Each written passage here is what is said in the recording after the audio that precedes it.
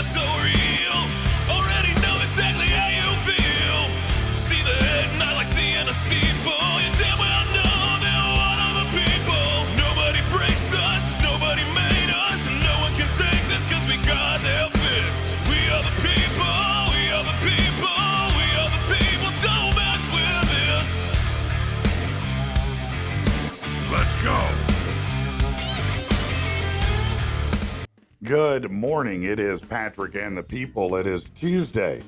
Something going on today. Oh yeah, Taco Tuesday. That's what it is. Taco Tuesday, everybody. Welcome to the show. Man, what a banger of a show it was yesterday. And glad to have you back. Got a full house this morning. Of course, to my left, you know Dustyn Bundrick, a.k.a. Bundy, owner of Bundy Electric. Yes, sir. Good morning to you. Don't forget to reach out to him should you have any electrical needs, be it residential or commercial. Yeah. To my right here, it is the Bruce Buffer of Little Rock. It's, you know who it is. It's Rich Rockwell, baby. Good morning. What's Good going morning. on with it? Hey, how you doing? And then to my right over here, we've got, yes, the Bigfoot Hunter is back. What is going on, Matthew Orton? Good morning. Taco Tuesday. How you doing, buddy? Great. Yeah, Matthew is our resident Bigfoot hunter / enthusiast, plus all things supernatural. So we'll have plenty of conversation with him today. If he'll just slide over this way a little bit more. There you go. Get on that camera so they can see all that beard that you're rocking there. No, they don't want to see the beard. We were just talking yesterday about these face mites. I don't know if you're familiar with them, but everybody has them. And at night, they live in your pores. At night, they come out and mate on your face. Yeah, dust mites. Yeah, well, they particularly like beards. Just so you know, Are they worse on beards? Yeah, no, they love beards. So just know that they're really having a great time swinging from the hairs on your chin there. Hey, the beard's always a party. Yeah, always a party. Hey, just a huge thank you this morning to Brandon Griffin. He is our camera guy and an unsung hero. He operates the camera for us and does a hell of a job. We're very, very thankful to have him on board. Yeah, absolutely. We appreciate you. And I do want to mention this too, just in case somebody out there can help this guy, because he's a longtime listener, and he messaged me personally asking me maybe if I could, get some information out for him. His name is Brandon also. It's Brandon Gaither. But Brandon is looking for a remote job here in Central Arkansas. If you need to know what he's been doing, he's been a senior full stack engineer. Yeah, that's software. He builds internal tools, web apps for companies. That's what he's done for years. He leads a team of developers. He's looking for remote work here in Little Rock. If you're interested, just message me, Patrick at patrickandthepeople.com, and I will get that to him. All right? Liveops.com. Yeah, right. No, serious. That's where you can go for remote work. Oh, yeah, liveops.com? Yep. Okay. Good place. All right. Well, I will. Did you hear that, Brandon? Liveops.com. That's what Rich says. So check that out as well. By the way, man, our videos, thank you guys so much. They're blowing up on TikTok, on Instagram, on Facebook, on YouTube. I mean, it's thousands upon thousands of views. We've been cutting clips on TikTok and everything. It's been going great. So thank you. And let me ask if you do have a second to get over to the Patrick and the People Facebook page and just give us a little review. If you're enjoying the show, if you like it, put a review up so other people can see that who maybe haven't been listening or aren't familiar with us for a long time. All right. Let's get into, some kind of news maybe that matters to you. All right. Let's see. Let's talk about who outrun the Grim Reaper today. Okay. Luke Hemsworth is 44. That's the brother of Liam and Chris.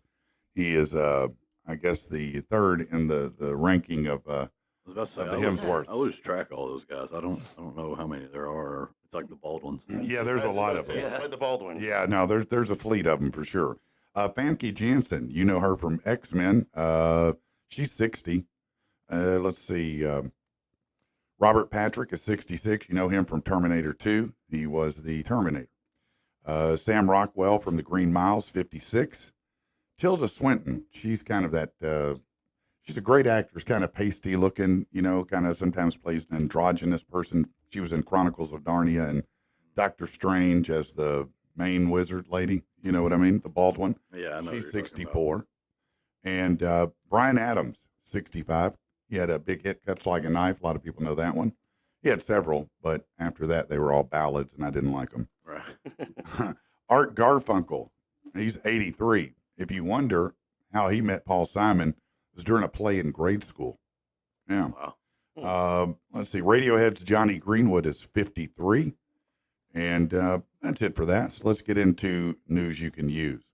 Okay. So the tiny township of Dixville Notch, New Hampshire, continues its tradition of casting the first in-person votes in the election just after midnight. Those votes, all 6 of them, were tallied.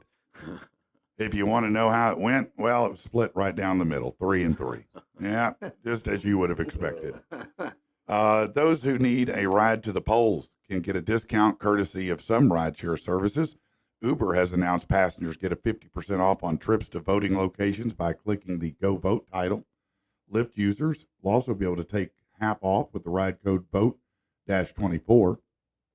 Uber Eats offering discounts on food delivery after 6 p.m. as well. Let's see. Barry Keegan has taken his time, but is finally addressing calls he's a deadbeat dad. During an appearance on the Louis Theroux podcast, the Saltburn actor opened up about trolls who criticize him and his relationship with his son. So there's a lot online. If I didn't have tough skin or strength, I wouldn't be sitting here. Of course, it's going to affect me being a dad. When I had no blueprint to take from, people just read that as laziness and go, oh, there's no excuse to be an absent father. I'm not. I don't even know who the guy is, to be honest with you. I'm not even sure what the hell I just read. I'm sorry for that. Drivers headed to work. Hey, this hopefully won't be you today, for God's sake. Drivers headed to work in Cambridge, Massachusetts. Man, tough day. A truck carrying a couple porta potties didn't clear the low overpass, and they hit it, fell off the truck and on the road. The driver didn't even realize what happened. He did come back 20 minutes later to pick up that stinky load. Man, that's a tough day when the porta potties fall off in front of you guys. What a shitty drive. Hey-oh. Of course. Is. Trust me, I know. Yeah, no, you're right. It is that day, and there are some discounts and things out there. Krispy Kreme, if you're in Conway, if you got an I-voted sticker, you can get a donut free. Let's see, Dave and The Butt. light comes on anyways. Do what? Can't you wait for the light to come on for a Yeah, donut? you can just get a free one Yeah, just just by saying. walking in there. Yeah. Yeah, do you get 2 free ones? Yeah. See? The original and the vote free? Yeah. That would be right. Dave and Buster's, they've got some deals. The $20 eat, drink, and play combo. That comes with an entree fountain drink and a $10 game card. And then $5 beers all day on draft. IKEA, we don't have one, doesn't matter. Johnny Rockets, we don't have one, doesn't matter. There you go. Johnny Rocket sounds like a fun place. It does sound like a fun place, doesn't it? Okay, so how about Elon Musk? Common Pleas Court Judge Angelo Foglietta ruled yesterday that Elon's $1 million a day voter sweepstakes can continue. The district attorney asked it be shut down, called it a scam designed to influence an election. The judge didn't explain the reasoning behind his ruling, but he said revelation about the giveaway during the hearing may have played a part. Chris Gober, the attorney, said the $1 million recipients are not chosen by chance. We know exactly who will be announced as the recipient today and tomorrow. He pointed out who the final 2 recipients would be in Arizona yesterday and Michigan today, with those 2 having no impact on Pennsylvania. Chris Young, the director, testified the recipients are vetted ahead of time to fill out their personality and make sure they're someone whose values align with the group. Man, several people, though, got $1 million just to register. That's not a bad deal if you can get it. Yeah. That's a pretty good deal. Tens of thousands of machinists at Boeing voted yesterday to approve an offer from the company that provides a 38% pay raise over 4 years and a hike to Boeing's contributions to the 401k plan. It was the 3rd contract voted on by the union since they walked off September 13th. They voted 59% in favor of the new contract. Hey, that's pretty good if you're getting a 38% pay increase over 4 years. It's not bad. Yeah, I'll take it. Yeah. Oh, yeah. Tropical storm Raphael became the 18th named storm of the hurricane season yesterday and was forecast to hit Cuba tomorrow. The current path predicts Raphael will cross over Cuba, enter the Gulf of Mexico at hurricane strength, and travel northwest. By Saturday, it's forecast last night to be approaching the Louisiana coastline as a tropical storm due to cooler waters in the Gulf. The Supreme Court decided yesterday to weigh in on a legal dispute in Louisiana involving the state's effort to draw a congressional map. Nobody cares. Let's see. Ohio police officer Adam Coy found guilty of murder by a jury yesterday for the December 2020 killing of Andre Hill. He told jurors during the trial he fired on Hill because he thought he had a gun, which turned out to be keys. You kind of got to be sure as much as you can, you know. Prosecutors asked that Coy, who's undergoing cancer treatments for lymphoma, be sentenced immediately. The judge set a sentencing date of November 25th. The Agriculture Department, which administers the national program that serves billions of student lunches and breakfast every year, has announced a new rule that prohibits schools from charging low-income students transaction fees when their families electronically deposit money into their lunch account. The ban goes into effect in the 27 school year, applies to students eligible for free or reduced price meals, meaning families with a household income 185% or less of poverty level. That's $57,000 or less per year. They estimate in July that payment processors collected $100 million in transaction fees from school lunch accounts every year. $100 million. Golly. Well, yeah, I don't know why the government overpays for things. God, All right. I mean, are you serious? Bunch of greedy pricks. All right. A debt relief company out of Fort Collins, Colorado, recently paid off debts for about 8,800 residents of Metro Atlanta as a random act of kindness. Forgiveco, which was founded by Craig Antico in 2021, partnered with a company called Earnin to fund the payoffs. Their unique business model involves working with for-profit companies that provide funds to pay off debts and benefit from the positive exposure. Antico said his previous experience in debt collection motivated him to start the company that helps people get out from under crushing financial hardship. Since its inception, they have provided debt relief for over 50,000 people. In Metro Atlanta alone, the efforts relieved over $10 million in debt. He explains that people who meet specific income requirements are chosen at random, with the average debt payoff about $29,000. One of the recipients, Sonia Wignall, said she was stunned when she got a letter saying her $33,000 debt had been forgiven. Another, Rachel Edmond, had been struggling to pay $5,000 debt for years till it was unexpectedly paid off. Hey, come to here. Right? For real. Hey, I'm waiting. come on, man. Help us out. All right. This is interesting and optimistic, I might say. This past weekend, 98-year-old Bernard Snyder and 96-year-old Josephine Cartwright tied the knot. That's right, in Austin, Texas, at the retirement community where they met, the Westminster Manor. Surrounded by friends and family, they exchanged their vows with the groom eagerly saying absolutely. It began earlier this year when Snyder invited Cartwright to his birthday party, which led to shared dinners. According to Snyder, he surprised her with a kiss after one of their meals, sparking a whirlwind courtship. She described him as a true gentleman. Yeah, he's 96 or 98. She's 96. Man, that is optimism in every possible way right there. Making the best of what you got. Yeah, right. A new holiday flavor from M&M's. Yeah, because they have a million of them. It's Toasty Holiday Peanut M&M's. Features roasted peanuts with cinnamon, vanilla, sugar, and caramel. Some of the reviews are, yeah, and I'm going to buy about 19 bags. Okay, you enjoy that. Just regular and peanut. Yeah. That's all you have. Yeah, that's not all you need, really, isn't it? Yeah. Online videos are currently under review by the Jacksonville Sheriff's Office that show officers punching fans during Saturday's game between Florida and Georgia. There's been communication between the mayor and sheriff about the videos that have circulated, and the mayor is waiting on the outcome of the investigation. The sheriff's office only said comments will come after the review is complete. Specifically, there are two videos circulated, neither of which show the events that led up to the confrontation between the officers and spectators. Another bad beatdown this past Sunday, this time for anyone who placed a wager on how many yards Tua Tagovailoa would throw against the Bills. The yards passing line was set at 243.5. While down 30-27 with 5 seconds to go, he racked up 254, which is great for anyone who took the over until instead of that Hail Mary that seemed inevitable, he threw a short pass to Kane, who then lateraled it to Jalen Waddle, who then ran into negative yards trying to make a play. 23 negative Oh, yards man. to be exact. Well, that took his total passing for the game down to 231. You lost money. Let's say you got an extra $2 million burning a hole in your pocket, and I know all of you do. Yeah. Right Yeah. now. If you have a burning desire to watch a 27-year-old man and 58-year-old man punch each other, here's what that money will get for you. The November 15th fight between Jake Paul and Mike Tyson, 10 tickets to the fight, 2 ringside apron seats, 4 first-row floor seats, and 4 second-row floor seats. You get an exclusive stadium arrival experience with security and an escort, a pre-fight photo with Paul and Tyson, gloves signed by both, a private green room with a top-shelf bar, all-inclusive food, because you got to have that.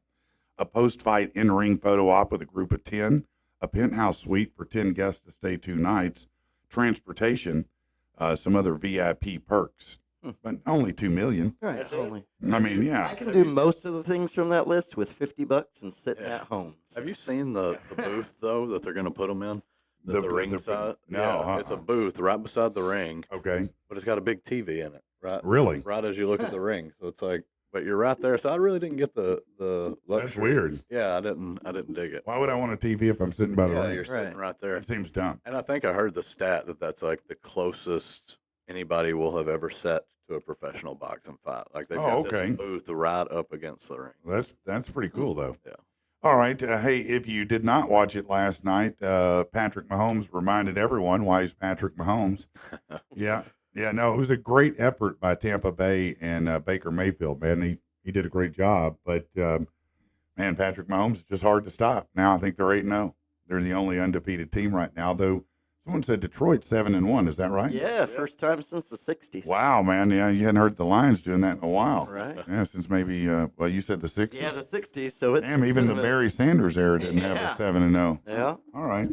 The New Orleans Saints fired Coach Dennis Allen after losing their 7th straight game Sunday. Special teams coordinator Darren Rizzi named the interim coach Rizzi. What a great name right now to have. You get the Riz. Yeah. So when are we firing our coach? That's think what I it's want to coming. know. Is Pittman fired? Did anybody fire? They didn't fire him in the game. No, No, not I yet. still think they should have. I God, think I it's shouldn't coming, say though. that's They're- terrible, isn't it? Everybody's calling for his head after. all Well, this. I mean, come on. How long is he going to go? Right. I mean, look, I don't mind losing, but these L's Yeah, I these are think- rough L's here. I think we maybe expected to. We've been expecting too much forever. Right. You know, I mean, we're never going to out recruit and outplay a lot of these SEC teams that are in better locations. Let's just be Right. honest. Yeah. You know, Yep. I Yeah, mean, and he was under criticism for kind of saying something like that. Like we got the Walmart money and they got the Louis Vuitton. is that what he said? Yeah, yeah. Yeah. He was I kinda under fire for that. I said yesterday or day before. I kind of wonder if he's pulling on Petrino what Houston Nutt did on Malzahn, Right. kind of holding him at bay Uh-huh. and not letting him Uh-huh. where he needs to get. Right. But I know this: our defense sucks balls. Yeah, the secondary was ridiculous. So that point where he had 3 touchdown passes in a row, Yeah. it was like our secondary. I mean, we're 10, 15 yards behind their receivers. Yeah. We can't keep up with them. No, they're too fast. Latasha said, "Good morning, beautiful people. Good morning." Someone said, "Good morning." That's Coheed Consumer and Marcelo. What's up, Marcelo? How you doing, man? He said, "Good morning, y'all." You can reach out to us on Facebook, YouTube. You can text us, however you want to get to us. It's just fine. Okay, let's see what else is going on here. Anything you need to know about? No, let's do something different. I'm done with that. Falling asleep in your morning shower? We'll wake you up. All right, let's talk about this. I think these are a couple of interesting subjects that everybody can kind of sound off on. Are you single, lonely, maybe wishing you could find a romantic partner, someone with whom you could hunker down? What can you do about it? Well, it seems like there are roadblocks at every turn, but this time of national disaster might be a great time to find a silver lining in the form of a new relationship. While the coronavirus was rampant in the U.S., there have been several other big disasters in recent history that have been studied how they impact society. Sociologists have discovered big events like this increase the interest in love and marriage. When catastrophes happen and times are uncertain, desire tends to rise. I don't know. Anecdotally, it seems like a lot of relationships ended during the pandemic. Am I wrong? Yeah, no, you're spot on. I mean, I don't know. Maybe I'm reading that wrong, but it seems like people were breaking up left and right during the pandemic. Like, listen, I've never had this much time with you. And I don't want it. Yeah, I don't like you as much as I thought I did. I know it's been 12 years. I'm out. right. There's a reason I go to work every day. Yeah. Read it. Yep. Yeah, man. I think a lot of people hadn't come back from it, is what I think.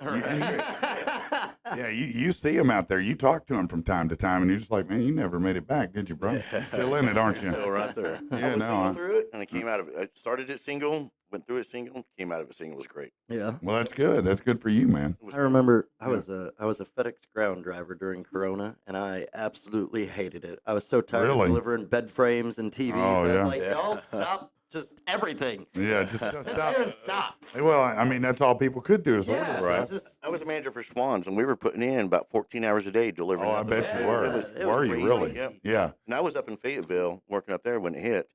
Well, online ordering went through the roof, of course, during that time and continued to just skyrocket to the point that you had brick and mortar restaurants closing and Couldn't You know, reopen. no, and food trucks popping up, delivery Oh, yeah. popping up, ghost kitchens, as they call them, popping up. And yeah. if you don't know what a ghost kitchen is, sometimes you might see, and I don't see as many of them here, Oh, but there's- sometimes you might see a restaurant online that you can order from, but you've never heard of it. Well, Right. it may be the ghost kitchen of another restaurant. They just go by a different name. They do that sometimes. Yeah. Yeah. Yeah, there's a lot on DoorDash in Hot Springs. Are there? Yeah, there's like one Okay. inside. There's like a burger place that's actually inside the Chili's, and Oh, wow. It's crazy. Okay. That's Okay. interesting. That is interesting. Yeah. I don't know how many we have here. I see the same names normally, right. but I would like to see a ghost kitchen. Within just a few seconds, your online dating profile either grabs a man's interest or turns him off, according to this. You think your current profile portrays you as intelligent, independent, considerate, loving, and good natured, but a single man glances at your profile and thinks you're jaded, mistrusting, angry at men. You have control issues, and you're looking for a man to completely take care of you financially. Okay, well, I mean, has online dating really ever improved from the I don't know. cesspool that it has always been? I'm not sure, but this I don't the think title of this article, and you tell me if this is true, guys, okay? All right. 7 honest reasons men instantly swipe past a woman's dating profile. All right, let's hear. All right. Okay. Number 1, profile littered with poor grammar and spelling. Yep. Matt said, yep, I'm out. Bundy? No, I hate people who criticize spelling online. Like, it's just like we're all just typing bullcrap on here anyway. Like, you know what I mean? Like, Fair enough. LOL, and like, Yeah. you know, who cares about the all the words? are Okay. made Well, I up can in handle the there. LOLs. It's Yeah, the yeah. your as you are. Right. The, know what I the mean? there and there that Or bother the you. UI or the Yeah. TM, you know, those Yeah. little things right there. I Yeah. don't know, but I'm old You school, instead of so I Y. want, you How know, about you, Rich? I'm 50-50. I can't say that I would like swipe left on somebody that can't spell, but yeah. I'm going to tell you guys right now, if Laura couldn't spell a damn thing, I'd have still hooked up with her. She could have been illiterate, and I'd have been like, yeah, no, we're getting together for sure. Oh, Writing a long-winded narrative. So in other words, it says, let me break that down. Your profile rambles on and on about you, brag about your great personality, work, hobbies, accomplishments. Is that something annoying? I mean, isn't that what you're supposed to do? You're Yeah. talking about you, I like. mean, if ever there's a time to, brag about toot yourself. your own horn, isn't that the time? No, I mean, if they have like a novel, of a profile like pages Okay. long, I'm gonna skip right past it. I don't Yeah, even for read sure. those texts when I get them. I'll keyword your ass if you send me a text more than 2 paragraphs. Don't think I won't. All right. It says turning your profile into a shopping list. Great to know the qualities you want in a man, but a list of must-haves and deal breakers make you look critical and difficult to get along with. Yeah, Yep. yeah, I'll give you that one. yeah. I feel like that would. I haven't been single for a long time, but I feel like that would just make it easier on the pursuer. Like, oh, Well- here's the list of the shit you like, the shit you don't. You like, you know. Well, yeah, but it does look, I could see where it would look a certain way. It depends on what you've written on there, I guess, to me. Right. All right, sounding jaded and bitter. So you make snarky remarks about men. You want to weed out the sports and TV addicts, blah, blah, blah. Yeah, that's a death kill. Yep. That's done. Yep. If you seem needy or desperate, Yep. Yeah, I mean, Nope. No, Oh. that's one time. all right. Coming across as boring. Boring. Yeah, no, boring I mean, definitely. that's, yeah.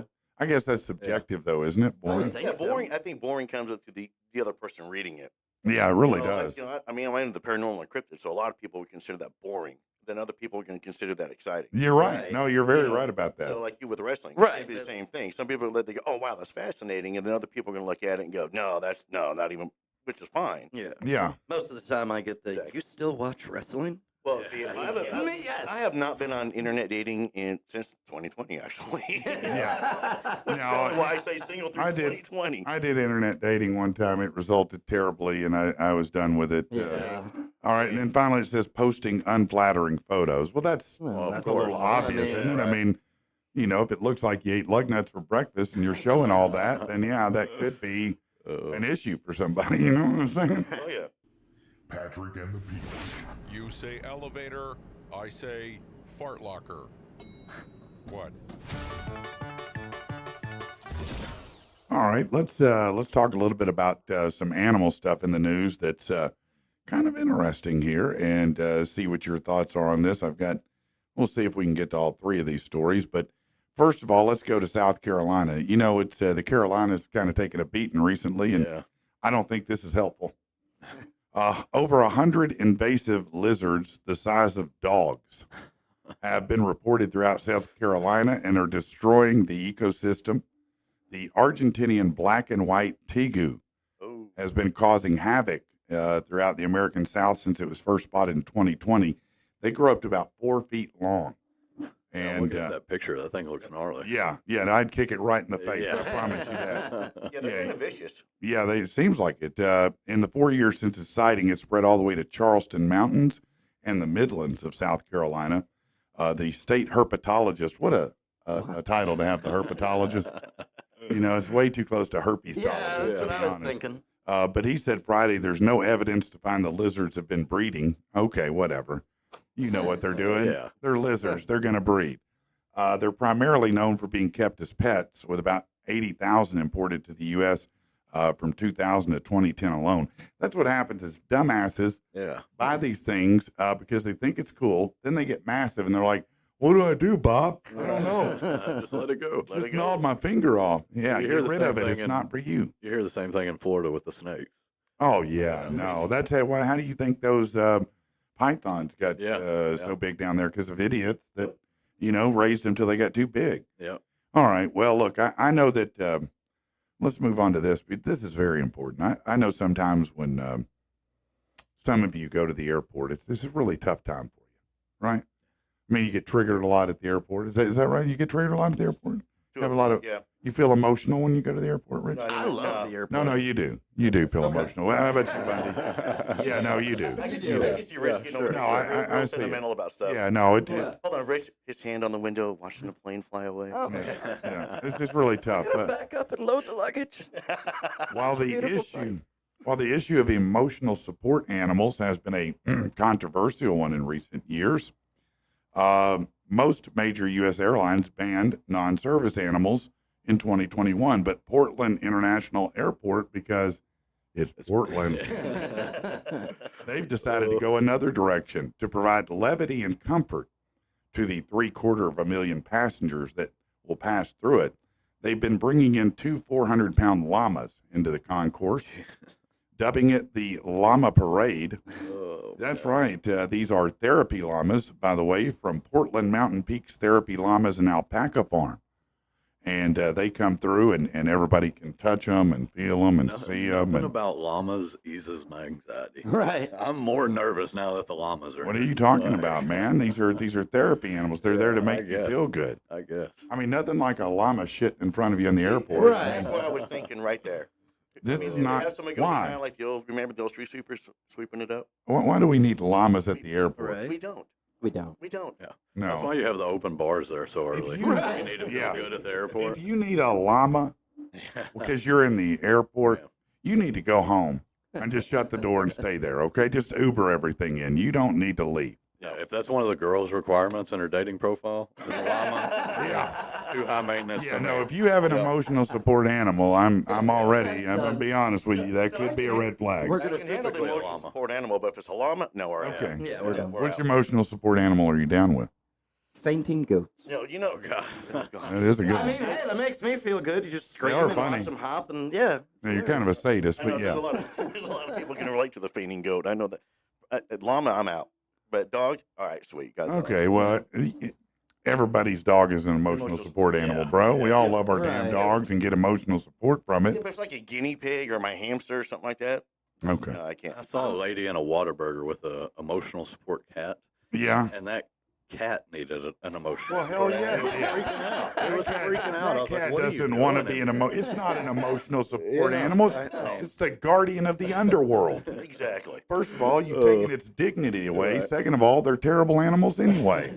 I need like an emotional support kangaroo. That way, then I can Ooh. just have it go take care of Those my things light are work mean. for me. That's what I'm saying. That's mean. right. Man, those male ones are there. I mean, they both they got the big Yeah, muscles. dude. They look like Mike Tyson. Imagine pissing somebody like- off and having them just be like, "All right, Rue, go." What is it? Is it Jake Paul that's fighting Mike Tyson? Yeah. I'd like to see Jake Paul box one of those kangaroos. Yeah, there you go. Netflix. That would be a $2 million. There you go. is. That would be. That would be a good one. All right. Well, how about this? And I've seen now people listen, wrestle guys. at 10. Listen. This story that I'm about to do, I don't want a bunch of hijinks and laughing and shit going on. Okay. I got to leave. Serious. this. All right. Minnesota opened its beaver trapping season Saturday. 5 months after. What is Sorry. What is going on here? Coming. I didn't know what was coming. I wasn't expecting that. Minnesota opened its beaver trapping season Saturday, 5 months after state lawmakers made it illegal under certain circumstances for people to eat beavers. Oh man. It says even now, as trappers set out to bag animals, it's unclear why a beaver provision got added to the Minnesota statutes that says human consumption of beaver is prohibited. Can't eat Major beavers. Scott Staples of the enforcement division said he wasn't involved with this. He explained that the ban applies to removing nuisance beavers from the land. Well, nobody likes a nuisance beaver. It's the one that won't go away. They're You so know, you needy. tried to get rid of it, and this beaver will not leave. Please go away, beaver. Said it's specific to landowner nuisance complaints. If you catch a wild beaver with a license, there's nothing that prohibits you from eating those. Wait, the beaver has a license? No, if you have to have a license to eat some wild beaver, is what it's Oh. saying. Okay. Oh. A trapper himself, Staples said he doesn't know how many trappers who eat beaver meat, but he does know a few. The herbivores are abundant in Minnesota, sought for their fur and oil-producing glands. I can tell you that even though I personally don't go out and trap beavers to eat them, I've eaten them, and it's pretty good. That's Senator Steve Green. Shout out to that guy. Licensed What beaver a He eater. bar. said, I do know a lot of people who consume beaver, and I think it's a little problematic Oh. that we're making it a crime. Green asked the senator why the prohibition was deemed necessary. He said, there hasn't been enough research about eating beavers to tell if it's safe. Oh, I'd argue that. I would argue that research goes back a long time. I'm the researcher. in the I'd head clear. back maybe to Grog in the days of dragging them to the cave. It probably goes there. Anyway, Amy Barrett of the Minnesota Health Department said key officials of the agency told her lawmakers didn't contact her about the beaver eating ban. Beavers carry bacterium that can cause tularemia in humans. Barrett said colleagues in the agency's foodborne illness and zoonotic disease unit said the real risk of contracting disease would be from handling the beaver carcass. Oh, well, you don't want to handle a beaver carcass. Yeah. That is illegal. I promise you, that is absolutely wrong. Have you ever eaten beaver, Matt? As a matter of fact, I have. Have you? Did you start at the tail? Only on the good ones. Yeah. Let's see. What kind of non-domesticated animal have you tried before, Bundy? Oh man, a lot up there in Montana. A lot of bison meat, elk The meat. bison. Yeah. That's pretty good clean meat, isn't it? Yeah, yeah. Is it gamey? The elk? I know No. bison's pretty good. Yeah, both of them. You hear that a lot that they're real gamey, but No, I mean, you're never just eating it plain. Yeah. So, it's always with Is it something like, on a burger. chicken fried elk or No, we'll do elk steaks. elk steak? Yeah, Okay. or the bison meat, mostly bison burgers or Yeah, like bison bison burger. chili Yeah. or something like that. But what's the most non-domesticated animal you've tried to eat? or have? Rabbit, deer. I've never done anything like Okay. crazy. Alligator. Yeah, I've had the little alligator Yeah. tail. Yeah. It's kind of like chicken with a kick, I guess. Kind yeah. of, sort of. What about you, Matt? Had dog in Korea. You ate dog in Korea. What kind of dog was it? No idea it was dead.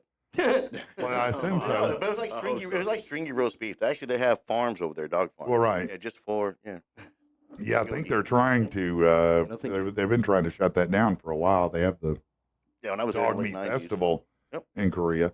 So you didn't like it? Is what you're saying? No, it wasn't bad. It was like stringy roast beef. Yeah, that's not good to me. Just kind of. Now, I guess if it was fall off the bone barbecue shepherd, You can do that. Yeah. There you go. I'd like the golden retriever, medium well, please.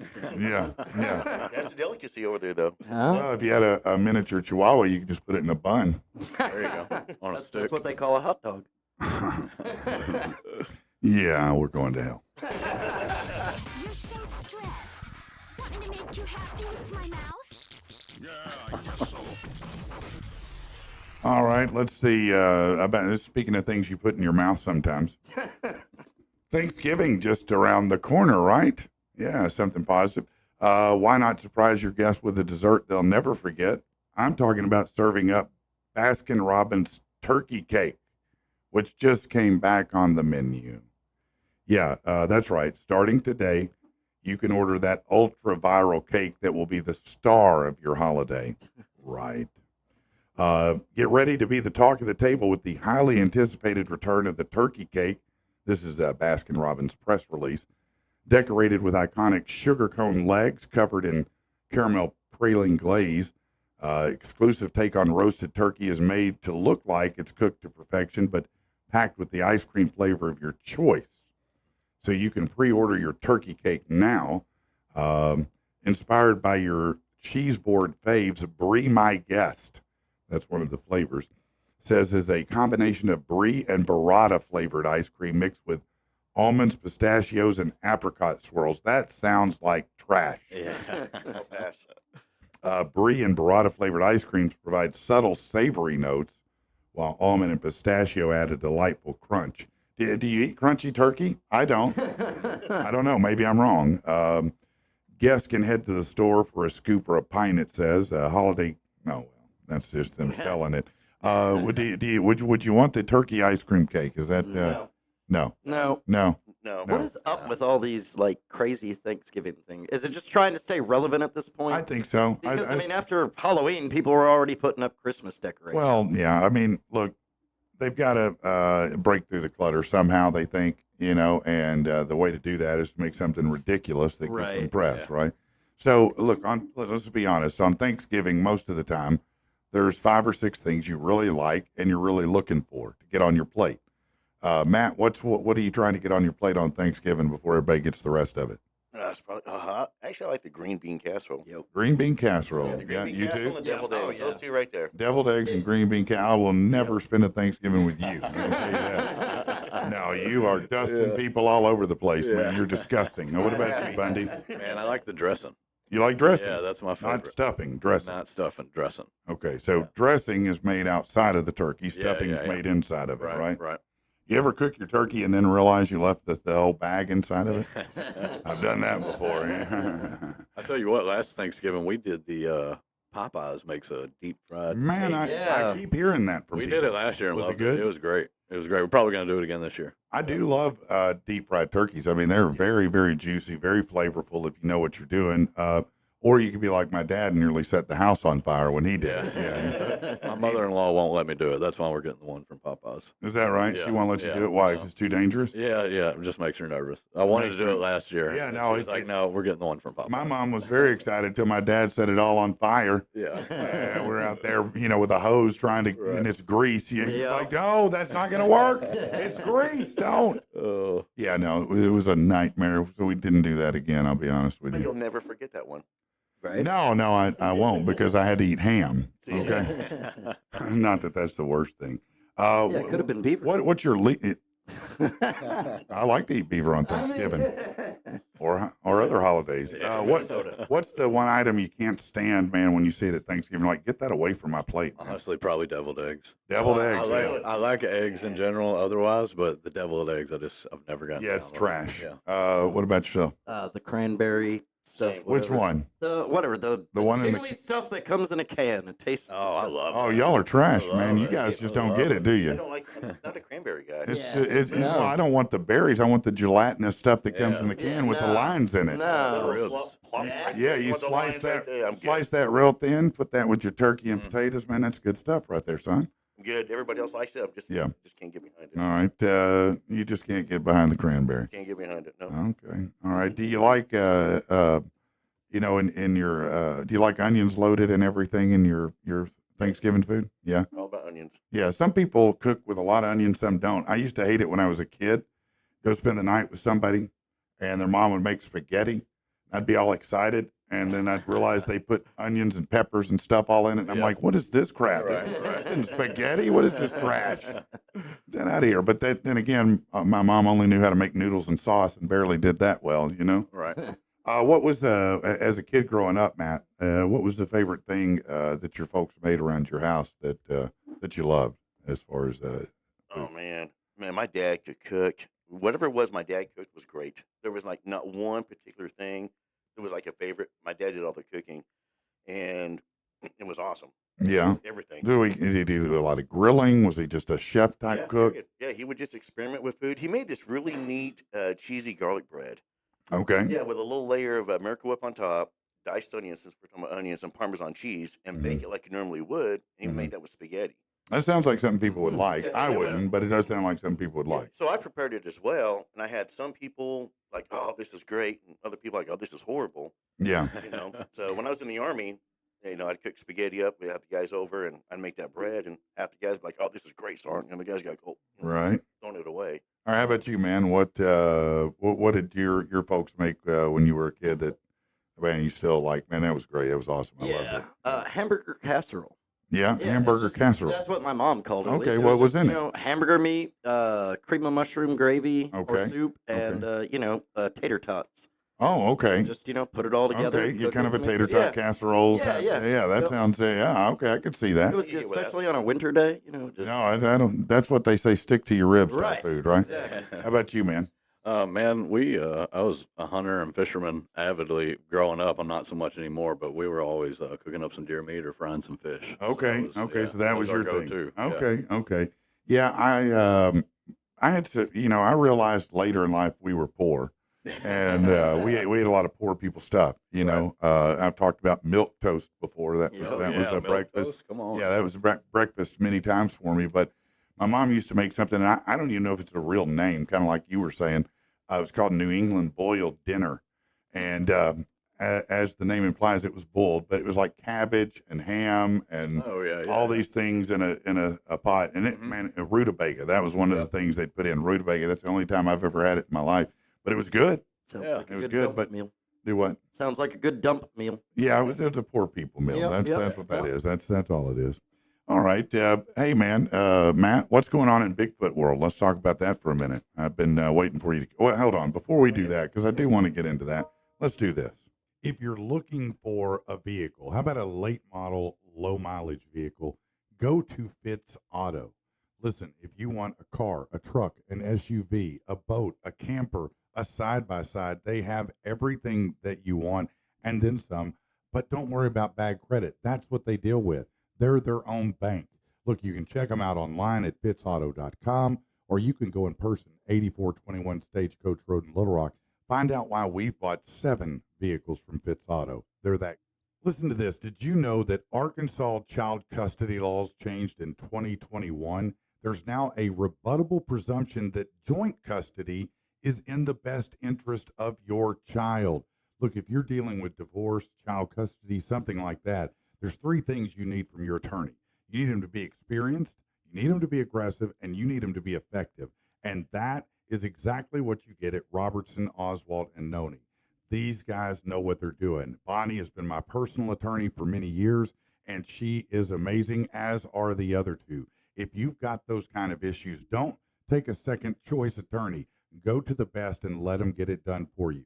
You can call them at 496-6633. That's 496-6633, or go to robertson-law-firm.com. Do you live or work in Conway, and are you a vapor? Yeah, and listen, stop going to crappy gas stations to get your vapes. Go to Crazy J's. They've got 2 locations in Conway, every kind of flavor you can imagine. Not only that, but if you love the electric lettuce, and who doesn't, they've got all kinds of glassware, some of the coolest stuff that you've ever seen. So no matter whether you're trying to get your vape on or your bud on, Crazy J's is the way to go. Check them out. They've got 2 locations in Conway. Crazy J's for all your vape and smoke needs, baby. All right, let's get back to it. So, Matt, what is going on in the hunt for Bigfoot right now? What's the latest news and stuff going on? Not so much the latest news. There's some events coming up next year that we're planning. We just finished up the Arkansas Paranormal Expo last weekend. Yeah. And that was an absolute blast. Met a lot of good Where- people up there. Yeah, you did? Yeah, it was right here in Little Rock Oh, it was? Where at? at the Military Museum on MacArthur. Okay. Yeah, I had a good time. Met a lot of fans of the show. Oh, that's cool. Yeah, actually, met fans of this show as well. Which Oh, is that's pretty it. Excellent. So I was able Excellent. to, brag about us here.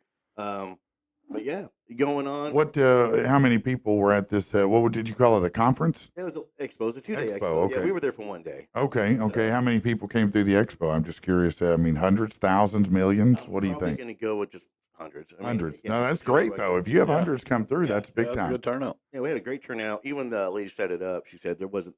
They've never had that many people show up before. Yeah. So Oh, wow. yeah, and our booth was in the corner, and I got stuck in the corner. Just I couldn't get away, and I couldn't go meet any of the speakers. I got the chance to meet with one speaker. So what happens when you're there? People just come up and start talking to you about things, Yeah, or they come on up. You tell them, about the show, what we do. Then they'll ask you questions about investigations you've been on.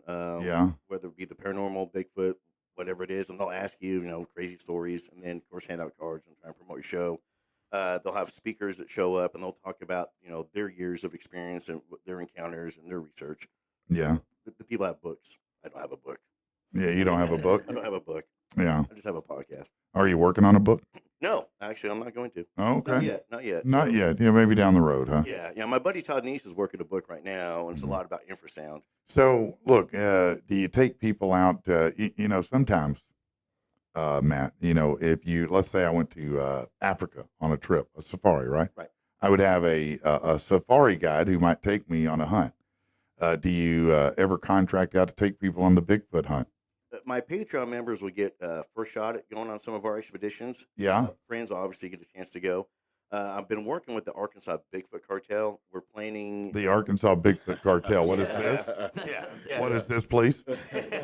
So this is a group of guys, local guys here in Arkansas, and they had encounters, obviously. So they got together and they started off as hunting, Okay. and they would take kids out, the chance to go deer hunting. But this might be right up your alley, Yeah. and they would take them out, teach them. Well, they started having Sasquatch encounters. Yeah. And they had a Of course, YouTube, yeah. they had a YouTube channel set up for the hunt, teaching kids how to hunt, how to Yeah. do this.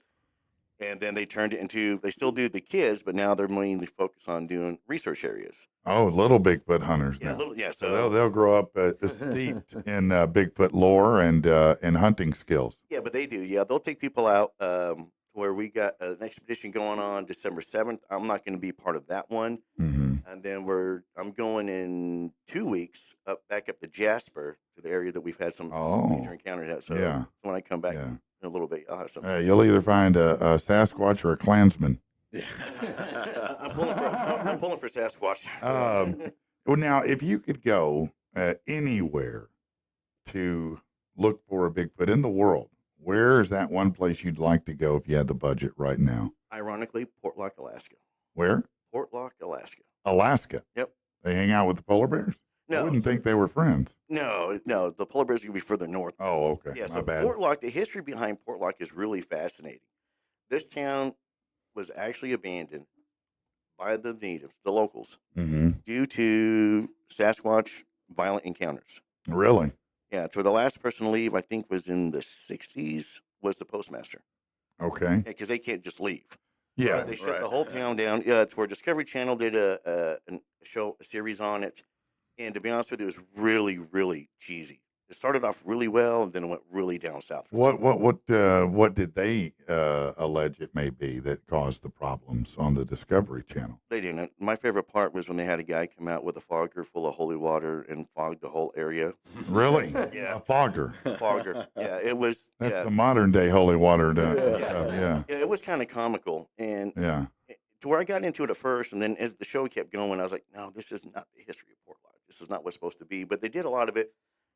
And when you go on shows in documentaries, a lot of it is produced. It really is. Sure, You of know, course you it gotta is. have I the mean, good look, shots. you're trying to Yeah. create something people want to see. So Right. you have to create something people want to see, right? Exactly. So, like some of the ones I've been on, it's like a goodbye scene took 8 takes to film goodbye, saying goodbye. Thanks for coming out and having a good time. Really? 8 takes. 8 takes. That's a lot Yeah. to say bye. Yeah. So when we go on location and the film crew's there, where it has to be, they want to have the right lighting, the right setup. Right. Uh-huh. So sometimes the shows are heavily produced and some are not. Yeah. So like for when I go, like on the last one I went with, which was a great show, but I got kind of tired of trying to get the same shot over and over again. So I wandered off, Yeah. which you're not supposed to do. No, it's probably a bad idea in the woods where Bigfoot roams, I don't know. Maybe it's a good idea. But I'd wandered off. I probably got about maybe 50 yards from the group Mm-hmm. to where I could still hear them filming. And if I yelled, they could hear me. Yeah. And yeah, I had something throwing rocks at me. Something throwing rocks at you. You think maybe it was Yeah. them pissed off you walked away? No, it was coming from the other direction where the film crew was at. Oh, So it was yeah. coming from the wood side. Yeah. And I don't have good hearing, so I broke out my voice recorder on my phone to record Yes. because I was trying to hear and I could hear them talking. Yeah. So we ran through some filters, and Chris told me, he goes, yeah, you can actually hear something, bipedal walking through the woods. Oh, wow. And I Yeah. couldn't hear it at all. Huh. So, Interesting. Yeah. but all that's going to be on that show coming up Okay. next year and everything. But no, yeah, so I got a big expedition, actually, to the Pacific Northwest that we're planning. So month of July of next year, I'm going to be out of pocket. I'll be stationed in Oregon. Then from there, we're going to jump up north. But Portlock, Alaska, to me is, Oregon and Alaska, the two hot spots, and even Ohio, actually, Yeah. really huge. But then Arkansas has so much down here when it comes to Sasquatch. I mean, you could go to the big, the BFRO website and pull up sightings right here in Little Rock. Yeah. In Little Rock, Really? In even. Little Rock, yeah. Well, think about it. We had a black bear here a Like- couple months ago, so why wouldn't we have a Sasquatch? Yeah. Just saying. Where are the sightings? Like down on 12th Street or?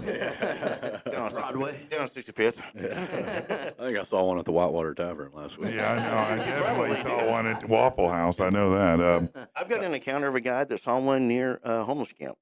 Yeah, that makes sense. Oh no, I know that guy. He's not a Sasquatch. Yeah, I was going to say, it could have just been another homeless guy, honestly. I tip him every week. Morning, people, Eddie said. What's up, Eddie Fletcher? Eddie and the Defiance, baby. That's a great band locally. If you hadn't seen them, you should.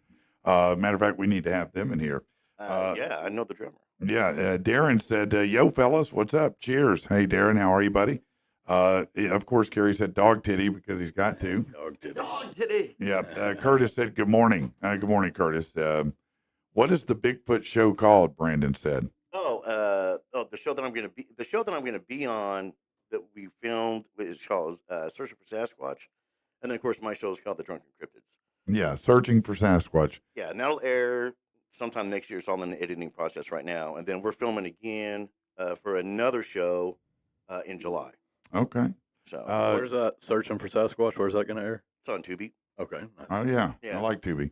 That's owned by Fox. Doug said, good morning. Doug Cantrell. He is an arborist, so he's probably seen things out there, Matt. Well, a lot of people have, and I'm just saying he's out there a lot. He's an Right. arborist. You know what I mean? He's that guy. yeah, He's out there. He works or used to run a tree trimming company. So he's probably seen something, don't you think? well, exactly because up in the Pacific Northwest, the loggers encounter Mhm. them a lot, Yeah. and they just won't come out and talk about it. It's one of those kind of pride things, You're not Really? If you see something, it's like, did you really see it? Like for my In possible other words, you don't encounter- want your friends to make fun of you. pretty much. Yes, for my encounter, it was so quick to where I debated whether I saw something or not. Right. Because there was something there, Hmm. and then 8 seconds later, it was gone. Yeah, I felt that way know. once at the Electric Cowboy. I've never been there. Well, good for you. Yeah, I lived here for 20 years, never been there. Well, If you're looking for Sasquatch, that's where he's at. yeah, definitely on Friday night he's going to be there. I promise you. About 2 a.m, you will find a Yeti there. I I don't know if they guarantee still you. have the electric bull there or not. But, No, he'll be riding I that don't thing. think they do. Yeah. I think they got rid of that thing, but I don't know. They did have it for a long time. Mhm. Yeah, you go in there and get thrown off of that thing because you thought you were, what was his name, Luke Perry from 8 Seconds or whatever. Oh, yeah. Lane Frost. That's Huh? who he was playing. Oh, Oh, Lane okay, Frost, yeah, yeah. Lane Frost. There you go. There you go. Hey, a big Friday show coming up. If you don't know, we're going to have John Reap Oh, in nice. Is that a studio. Hemi? Oh yeah. Yeah, guy, that guy. yeah. Is that a Hemi guy? That's right. You've seen him in probably Harold and Kumar. You've probably seen him on Eastbound and Down, certainly. Oh, dude, I forgot he was in Harold and Kumar. Yeah, that's man. a good Yeah, part. he's also been in. Well, he's done a lot of voice work. I think he's done maybe even some Disney animated stuff. I mean, Uh-huh. he's done a lot of things, but he also was on Last Comic Standing, and if I'm not mistaken, he may have won it.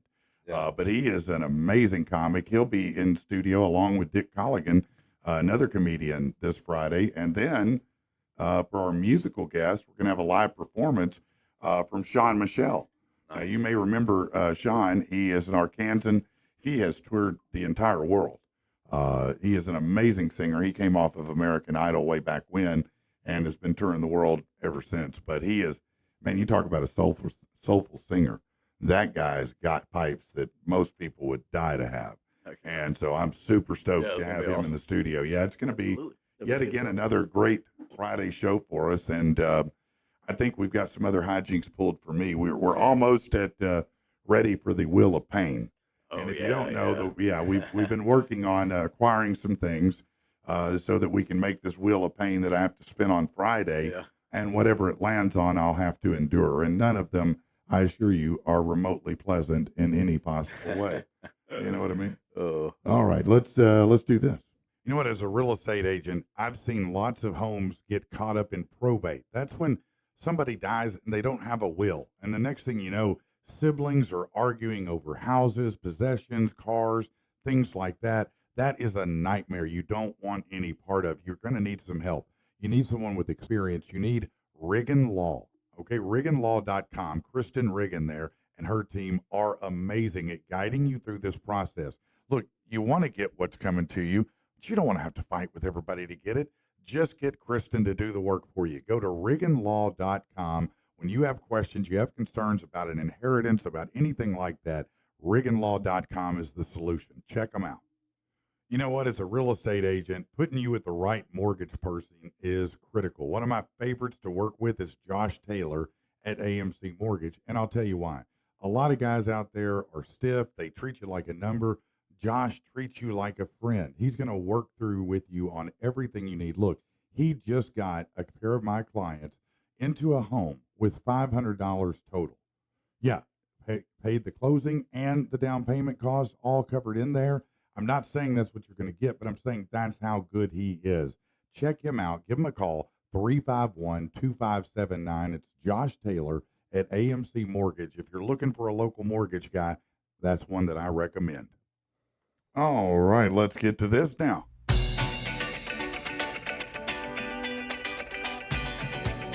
This is the segment, not like the other. People do stupid shit, you say, oh brother. Hey, it's not a copy or a clone of any previous bit. But if you think so, hey, we don't give a shit. Yeah.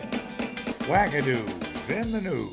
Yeah, by the way, that single will be released after the first of the year. So I know that a lot of you have been asking about how you can get that, how you can download that, how you can add that to your playlist, and we'll get that done for you. Now that's what I call Patrick. Volume 52. That's right. Now that's what I call Patrick. Overland police responded to what they call a disturbance after a deer smashed through the storefront window of a salon and trapped itself inside a bathroom. Normally that's reserved for meth heads. The Overland Police Department shared video of the officer successfully leading the deer back outside through a door on the side of the building. Since when did we become deer wranglers? An officer said. Two of them stood on the counter as another one opened the door to the bathroom, led the deer back outside. Police say no injuries of any kind, so that's good. astronauts on the International Space Station will be able to vote. Thank God. Yes, the crew, including 2 stuck there after the Boeing Starliner malfunction, will beam their votes back to Earth thanks to high-tech encrypted systems. Suni Williams and Butch Wilmore, stuck in space until at least February, said they intended to vote from orbit and had requested absentee ballots. Said, I sent down my request for a ballot today. As a matter of fact, they should get to us in a couple of weeks. I guess that must have been a couple of weeks back. They said it's a very important role that we play as, well, you know what they say, blah, blah, blah, as citizens. But they're voting from space, which is kind of cool, to be honest with you. Yeah. I mean, you know, you just kind of gloss past that, but that is kind of cool. A California man showed his love for fruit by breaking the Guinness World Record for the fastest time to peel and slice a pineapple. How fast did Rich Ellenson do this? Well, 17.85 seconds. Just shy of 10 seconds faster than the previous record holder. He said he loves pineapple. Be careful where you say that. Yeah. You know, because you might be saying it in the wrong place. Okay. Anton Notenboom not only has an awesome name, but he's the holder of a new world record. The Dutch Army veteran wanted to draw attention to men's mental health, decided to do so by walking barefoot from L.A. to New York City. He logged his journey 3,100-mile walk just before the New York City Marathon on Sunday. After starting his quest February 17th, he had to remain barefoot the entire time, not even allowed to wrap Band-Aids around his toes. He raised 92 grand. I'm not walking 3,100 miles for 92 grand. I can promise you that ain't enough. That is not enough.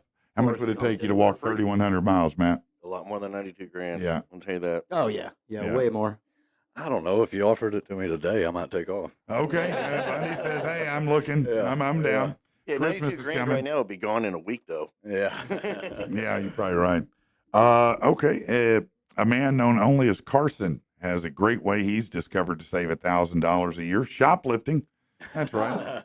He said a habit that started in his teens. He carried it over into his 30s and was made impressively easier through self-checkout silliness, he says. He's not alone. Middle-class opportunists, it says, with decent jobs are among the biggest culprits. A loss prevention specialist, Josh Jacobson, calls these people an organized mob, except they don't know each other. They just go to the self-checkout, scan a few items, fake scan a few more just to see what they can get away with, and they often do. Is that what everybody's doing now? They're just trying to, scam a few items at the checkout? I'm going to be real quiet over here. I don't want to. Yeah, man, I got some free SpaghettiOs yesterday, bitch. That's where people just say, that's our pay for having to ring up our own groceries. No, right. No, it makes perfect sense. I appreciate that. Yeah, no. It's like breaking into the machine to get the money out at the car wash because you have to wash your own car. Tom Reekin and his wife Mackenzie found their dream home in Whidbey Island, Washington. What they didn't know was that thousands of bats were quite fond of the house, too. They'd been saving their pennies living in a trailer until they found the 4-bedroom fixer-upper that seemed to be an answer to prayers. But soon after, they realized the rodents referred to in the inspection report really ended up being thousands of bats, literally. Getting rid of them even harder due to the fact that they're, guess what? A protected species in Washington. That means they have to be humanely excluded before entry points into the home were patched up. Estimated the bats had been taking over the home for decades. Wow. Calcified bat droppings and skeletons were stuck to walls, floors as the massive... Did they even walk through this house before they bought it? I mean, how do you not know there are thousands of bats in there? I mean, you can't see it, smell it, something? They need a good realtor. They definitely needed a better realtor, didn't they, bro? You're right about that. That's for damn sure. This holiday season, better technology and lower prices look to mean bigger TVs for everybody. Wasn't long ago, a 65-inch TV was pretty impressive. Now retailers are preparing for a massive growth spurt for Christmas and Hanukkah. Between January and September of this year, 38 million televisions with screens measuring at least 97 inches have been sold. That's 10 times the number sold during the same time last year. Best Buy said there are currently 19 TVs of that size available between 2 and 5,000. Now the retailers like them, have them on display. So 97 plus inch TVs, man. Well, haven't you ever heard of the Samsung wall, where it's just like an actual wall that they make into a TV Man, put in your house? Can't you get a projector for a lot less? Yeah.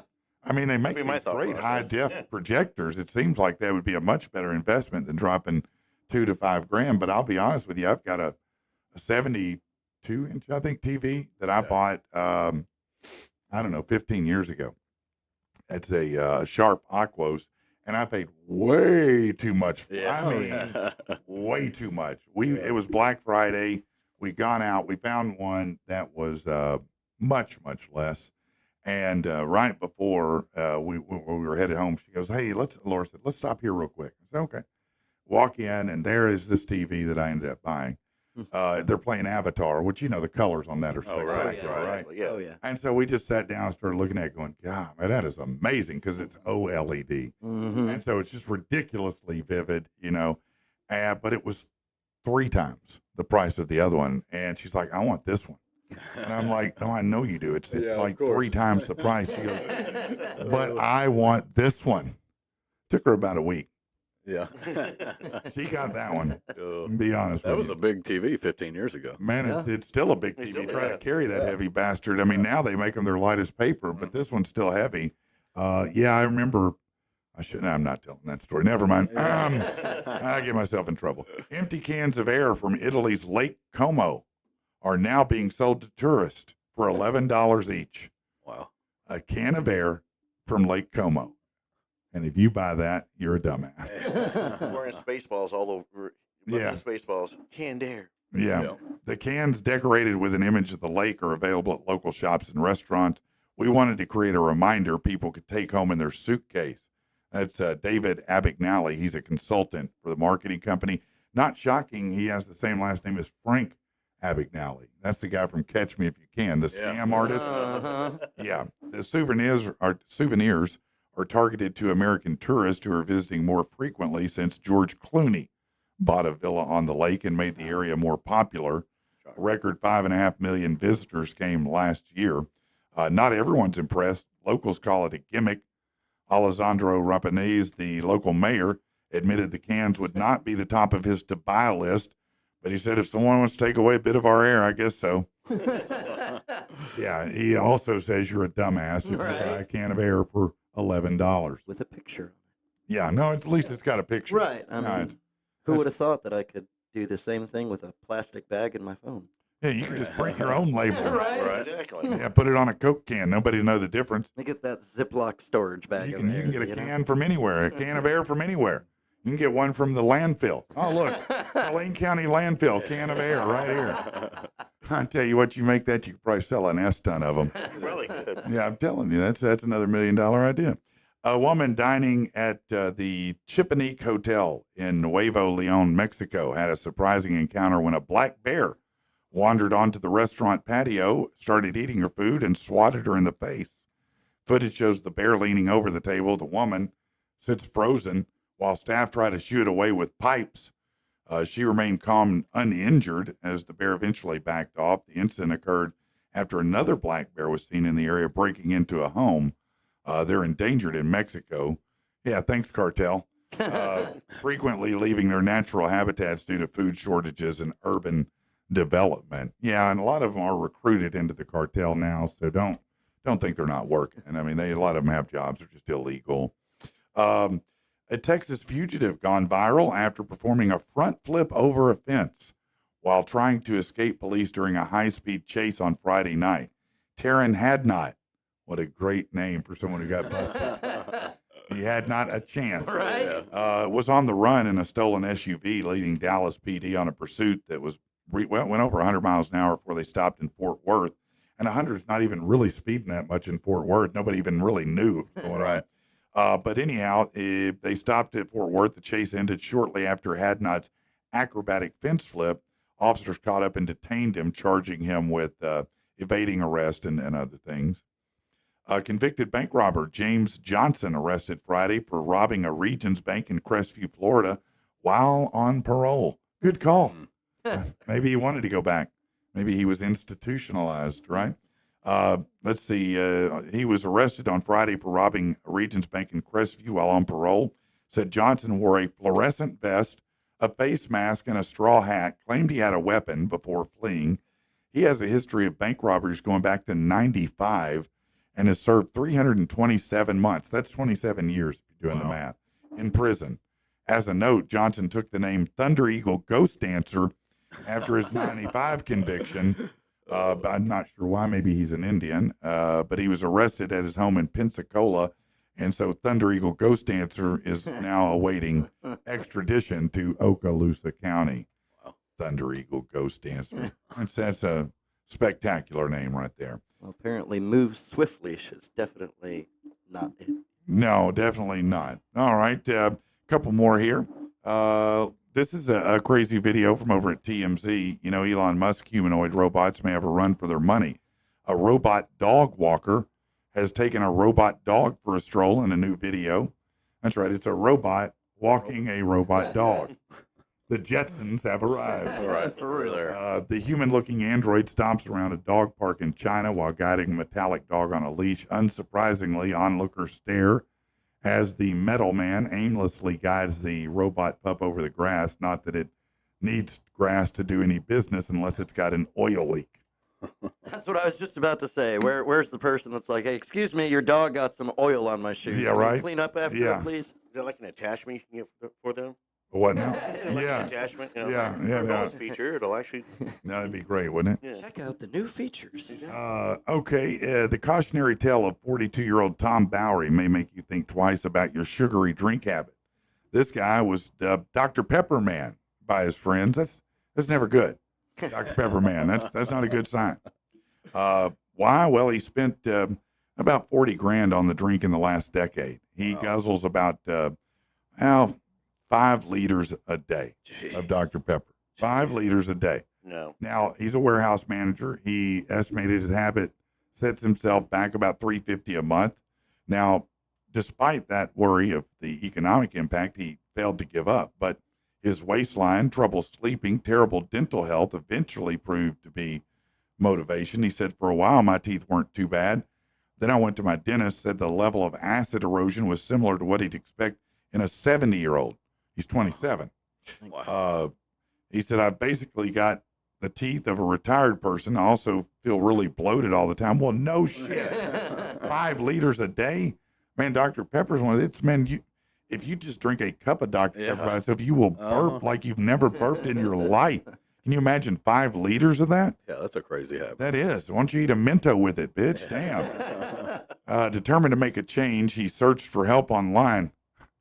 Get a Dr. Pepper rehab, did you, Chief? All right. Yeah, I'm a Dr. Pepperholic. Hey there, man.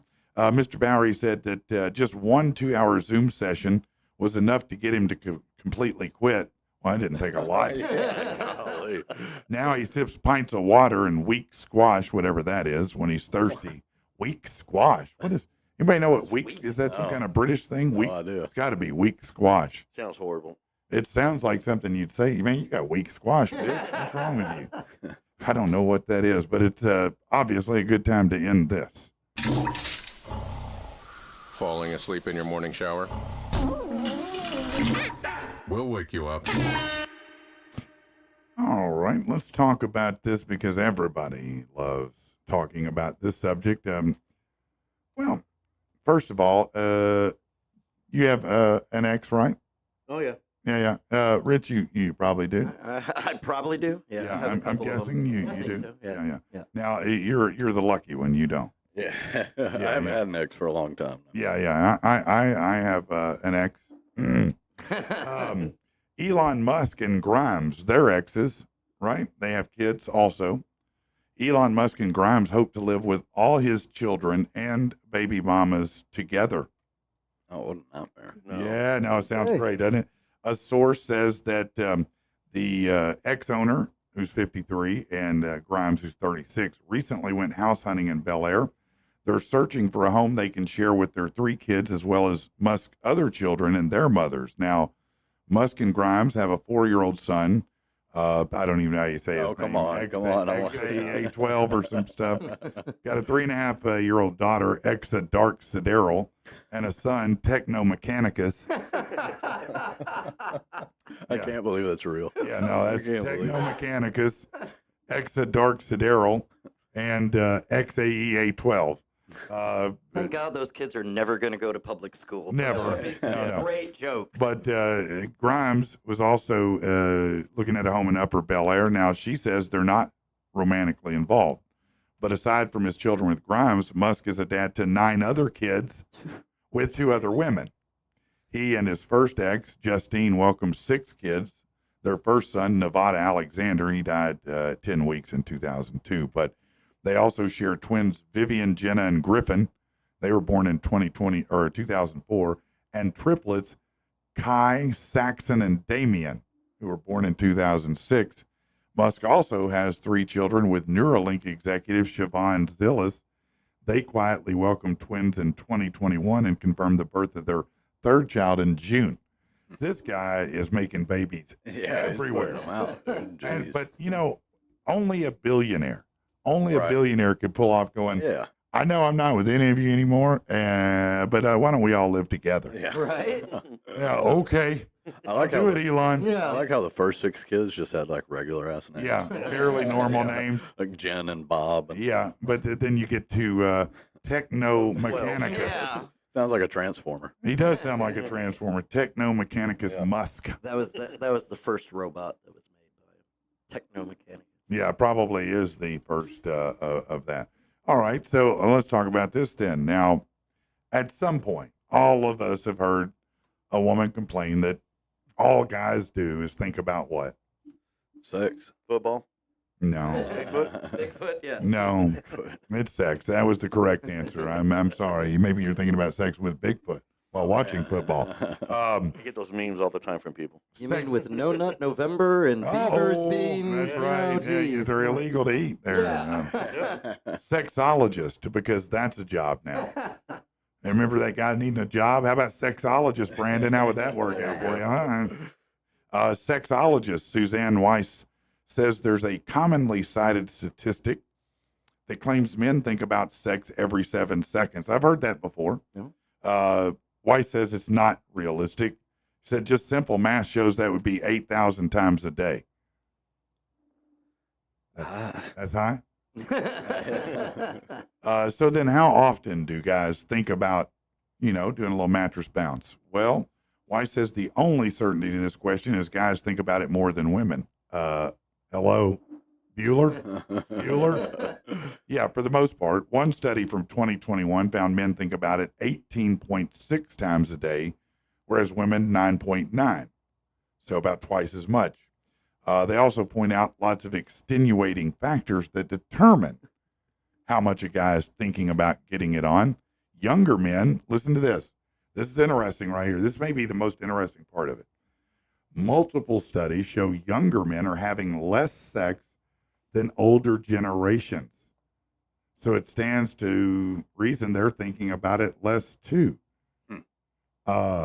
Younger men are having less sex than older generations. Now, what is this a product of, Bundy? Yeah, I don't know. Maybe, porn is huge and everywhere now. Like that's something you didn't have 20 years ago. You think that could prevent them from dating? Yeah, I think so. I think Why is that? They find themselves content at home, just watching. Okay. Just watching another another with episode of Forrest Hump. Or yeah, whatever it Pamela may Anderson. be. Yeah. What do you think, man? No, I agree with Bundy. You think that could I be think it? that's a big factor. Also, Really? I think dating nowadays too is You- absolutely, Go ahead. for the younger people. I mean, I cannot imagine trying to date.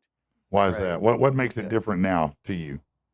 Well, Is it the rules of engagement? yes, I would say that everything's changed on the dating scene for men in the past easily 5-6 years. Yeah. To where The Me Too kind of changed. When we Yeah, kind exactly. of we reawaken and where have if some you new wa- yeah, rules. Is where, that what you're saying? you got to be kind of careful if you walk up to somebody and go, "Hey, you're attractive," or "Hey," or Right. Can you do that? Is that okay to do? Can you walk gotta up to be good. somebody I and mean, say you that? can do it. How it can do turns it, but- out is a different story. but But the reaction to us can be totally different. Yeah, no, I think some of it depends on delivery too. Yeah, that's what it is right there. It's all Yeah, about I mean, if delivery. you walk up to a chick at work and smack her on the ass and go, "Hey, that thing looks good, girl," Right. Well, that that's might be a totally- problem. Yeah. Right. That's a problem. See, That's- my that's- pickup line is believe in Bigfoot. That's my pickup. No, that probably is a little bit of a filter for you, isn't it? It's great. Yeah, no, it definitely filters them out. But do you get super excited when you meet a Bigfoot enthusiast who's female? Yeah. Yeah. No, I mean, it's just you have common ground. You know? Yeah, no, that's what I mean. I mean, if you were to meet, your peer, a female counterpart, in, wherever you go, you'd probably be super stoked about I that. would. Yeah. Yeah, yeah. Any Bigfoot ladies out there? That, huh? Now, would you be opposed to your lady not shaving? No. No, you wouldn't be. No, Or no. I prefer the shaved. oh, what? Yeah. That seems a little bit. Doesn't it? Right. Yeah, right. I'm just saying. I mean, it seems like you should embrace that. She's more like Bigfoot Just then. because I'm looking for a Bigfoot doesn't mean I'm trying to date Bigfoot. Oh, I see. Oh, that's a good You question. see it all You like day it at or work. no? You don't want to come Exactly. home. I also saw that it That's a good says one. that a lot of younger people struggle with making friends now. I don't know if that's true or not true, Yeah. but I do. This is with the pandemic and everything that's happened. I think connection kind of became more technical, and so you could be right that there Yeah. are a lot of people now who operate safely behind a computer I agree. versus in the world. I work with a lot of younger kids. I say younger, I mean mid-20s in Montana. And yeah, Okay. some of them hadn't had like even their first kiss till like Well, they're in 20, Montana 21. unless it's Well, a these were sheep or a seasonal. cow. No, these were seasonal workers. They're from Oh. all around the country. Oh, okay. But yeah, it kind of is a different perspective just because, yeah, they hadn't, had any romantic involvement until they were out of high school. Well, Yeah. And so, yeah, I think that's an indicator just that, it's different for the younger generation, just the dynamic of romance in general. Yeah. It used to be Is so. it a good thing that they're waiting longer, do we think? Is it good or is it bad? I don't know if it's waiting longer. It seems to me like one thing that I've seen increasing is like the age gap between people that are in a relationship. Yeah? Like, younger people getting together with much older You mean people. like Bill Belichick and his 24-year-old Yeah, girlfriend? yeah. I mean, I of don't know. course That's there's been money happening there. a long, but yeah, it's been happening that's- a long time, I think. But yeah, maybe you're right. I mean, Laura and I think we have a 12-year difference in our ages. So we're right on the cusp generationally there. Yeah. Sometimes there's a little gap in certain things that Right. I've seen and she hasn't, and vice versa, I guess. But Me and but it- Jamie are 4 years apart, and there's not much. you're the Yeah, same. yeah, It doesn't that's matter. close. Yeah, no, I'm that's talking the like thing. decade, like a 30-year-old dating like an 18-year-old. It's like, That's what just- do you have in common? No, Like, what that's could you right. possibly talk nothing, about? nothing. They have nothing in common. That's a byproduct of the OnlyFans generation. They just know there's money, there's gold in them hills. Right, right. This person can pay their electric bill every month, and I like that. Exactly. I can't. There's gold in them hills. Yeah, Okay. On that note too, though, you think about it. With the age gap going on and what we're just talking about, and Bunny hit the nail on the head. When these guys, aren't having. I think they're more socially awkward nowadays. Yeah, 100%. Well, that's Where they that- don't- that's kind of what I was saying. Yeah, Is, they're behind the computer. They can text. They can tweet. Yeah. They can do whatever they want to do. but it's but different in in person. IRL. Yeah. Right. IRL. Oh, hey, nice one there. Good one. Yeah. It is different, for a lot of people, and it's just like, and I don't know if you guys have noticed that change or not, but I can tell you 10 years ago that text was a novelty, and Oh, yeah. everybody just called each other. Yeah, Oh, yeah. Now, if you 100%. call someone, it's intrusive. Right? Right. They're like, "Why are you calling me? Why didn't you text me?" It's like they're frightened of it, Yeah. And it's like, it's just my voice and words, right? We're just gonna have a conversation here. But and some people hate being on the phone. Or are you? Do you like talking on the phone, Matt? No. No. No. I never tried talking on the phone before. Before it was the big thing. Right. Yeah. You didn't even like it then. Yeah. So with the podcast, I'm on the phone. So I have people on the phone. We're Well, talking right, about but it, which that's is that's but- different. That's a job function at that Yeah. point. To where if I do call, But I'm someone- talking about like girls or stuff, or just your buddies. Do you stay on the phone a long time? No. Okay, Rich. Yeah, no. No, Bundy. No, not at all. But that is definitely something like I remember in high school being on the house phone for hours. Oh, right? yeah. Oh, Oh, no. yeah. Hours with No. friends or buddy, just shooting the shit. you know? Absolutely, man. And when I was growing up, which is a long ass time ago, but Yeah, let's all slide off our dinosaurs for this. yeah, story. we that's right. We had what's called a landline. Okay, for Yeah. you young Yeah. people, that's a cord that plugs into the wall. Right. Okay, and it's hooked to it. Then the phone has a cord on it, and you usually had to stay with it. But anyway, you had one phone for the whole house. Well, if I was talking to my friends or a girlfriend or whatever, my dad would pick up the phone to use it, Yeah. and he would just go. This was his universal sign of displeasure when I'm on the phone. He'd go, and then just hang up. Hang up. And I'd All be right, like, I gotta go. Yeah, I gotta go. That was my dad. Let me know his time. It was like, what a dick. Why don't you just Right. say, hey man, can I use the phone? Yeah, like it's the worst thing in the world that I'm on the phone. But I was probably, in fairness, on the phone a lot. All right. I remember when like caller ID and call waiting first came out. Oh yeah, no, that was a big thing. Oh hell like- yeah, that was a big thing. You could see who was calling. you. Yeah. Oh yeah. You could sit there and my mom, oh Rich, your friend's calling. Come Yeah. down here and answer the phone. Yeah. What about when you had to pay for text message? You had to pay like a nickel a text. Oh or yeah. Yeah. Yeah. I remember when you had to pay for long distance. Hold on, Oh, yeah. kids. Yeah. That's when you would call outside of a town, Yeah. and it cost more to do it. Yep. You had roaming charges. I once got my ass grounded for almost the whole summer Yep. because I lived in Bryant, and I was interested in a girl in Benton, Yup. and so Oh, I that's kept the calling killer her. there. Oh yeah, no, I ran that long distance Yeah. bill up to about $50, and my dad lost his damn mind, bro. 50. Yeah, 50 in the 80s. Oh, okay. $50 a lot of dough in I the was gonna 80s, say, I bro. My remember- dad was hot. I remember doing that when I was, a teenager and kid. And, Yeah. it was like a $800 phone bill. Yeah. That's more. Yeah, just a little bit. What were you calling 900 numbers? Well, no. We did that one. First 3 minutes are free. I'm pretty sure, and I still feel somewhat guilty to this day. I probably broke a marriage. Me and my brother, we would walk to school, and we would go up to at that time it was a Safeway store, Harvest Foods, but a Safeway store, and we go up there, and they had a payphone. Okay, hold on, young people, that's that you put money into actual coins, and you could Yep. make a call until it ran out of time. Yep. You had to put more coins in it, kind of like prison. But anyway, so we figured out somehow that you could charge a collect call to your home phone. Right. And so I would randomly find people's name in the phone book. And I randomly found this name and called, and the wife answered. And the operator said, yeah, so-and-so would like to make a collect call and charge it to the home phone. Is that fine? Oh, sure, that's fine. Me and my brother stayed on that 900 number. I know for 40 minutes, bro, at like $4 a minute, Oh, man. jeez. And you know damn well that when that bill came in and she saw it and she's like, you had the audacity to call that to the house and me to approve it, you son of a. Yeah, I just, because, she never is going to believe some kid did that shit, Right. man. Exactly. No, man, we were. Remember, terrible. you could record your name. That's what, yeah. And so, Oh, yeah. So when I at the skating rink, I would have to do that, get ready to pick up, and so who are you? Pick me up. Yeah. The fake message through a collect call. Yeah, no, we used to do that too. That was a good little trick. Dude, what a lost art of prank calling. That Oh, used to my be cool. God. It was Yeah. around Oh, to do goodness. forever. No, dude. it's real tough to do it now. I guess you have to use like a number nobody recognizes if Right. they'll answer. Well, back in the day, it was star 67. Yeah, That's where no, had you to could call dial. anonymously. That's Yep. right. Yep. No, we used to do it. That was another thing when I was a kid. Me and my brother did a lot of stuff.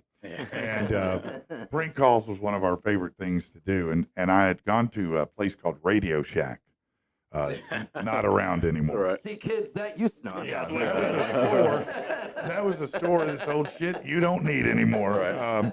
But anyway, it had this gadget that would plug into a tape recorder. You remember the old black tape Oh, yeah. recorder, right? Yep. It had a little microphone thing and then a suction cup that stuck to the phone. So it could record the call. Oh, yeah. Okay. And you could hear both sides of it. Right. So we would record all these prank calls, man. I remember calling this old lady, man. She sounded like she was near death then. And we burped and farted on the phone real loud. And she was just like, "You're disgusting. You make my stomach turn." We listened to that call 1,000,000 times, bro. We thought that was the funniest thing in the world. This lady was so upset, so disturbed by the fact that we called and shit on the phone. Well, you Oh, had my phone books too, so it was just so Yeah. easy. You could just go through there and pick any number. Any name. Right. Yeah. Randomly. Yeah, you'd look up people's stupid ass names in the phone book, Harry Sachs or whatever. Are those You'd a call thing 'em. anymore? Are phone books a thing? Phone book, actually. Phone book and And not since I beat somebody with one. Let's see. Darren. Yeah, we got Darren. K-Bird said, "What up, play us?" K-Bird in the house. What's up, K-Bird? When are you coming up here, man? We need to have you up here, funny man. Oh, Kevin's a pretty funny cat, man. I enjoy him. Yeah, thanks to the guys leaving us reviews too. Ron Yeah. Atkins. Oh, my did he? My mornings are complete once again. He Oh, said. that's awesome, Yeah. man. That's great. Thank you. Yeah, if you could help us out on the Patrick and the People Facebook page, what I'm asking anyone who has time today, and look, I know all of you are busy. You're probably out doing your civic duty on Taco Tuesday. You know what I'm talking about.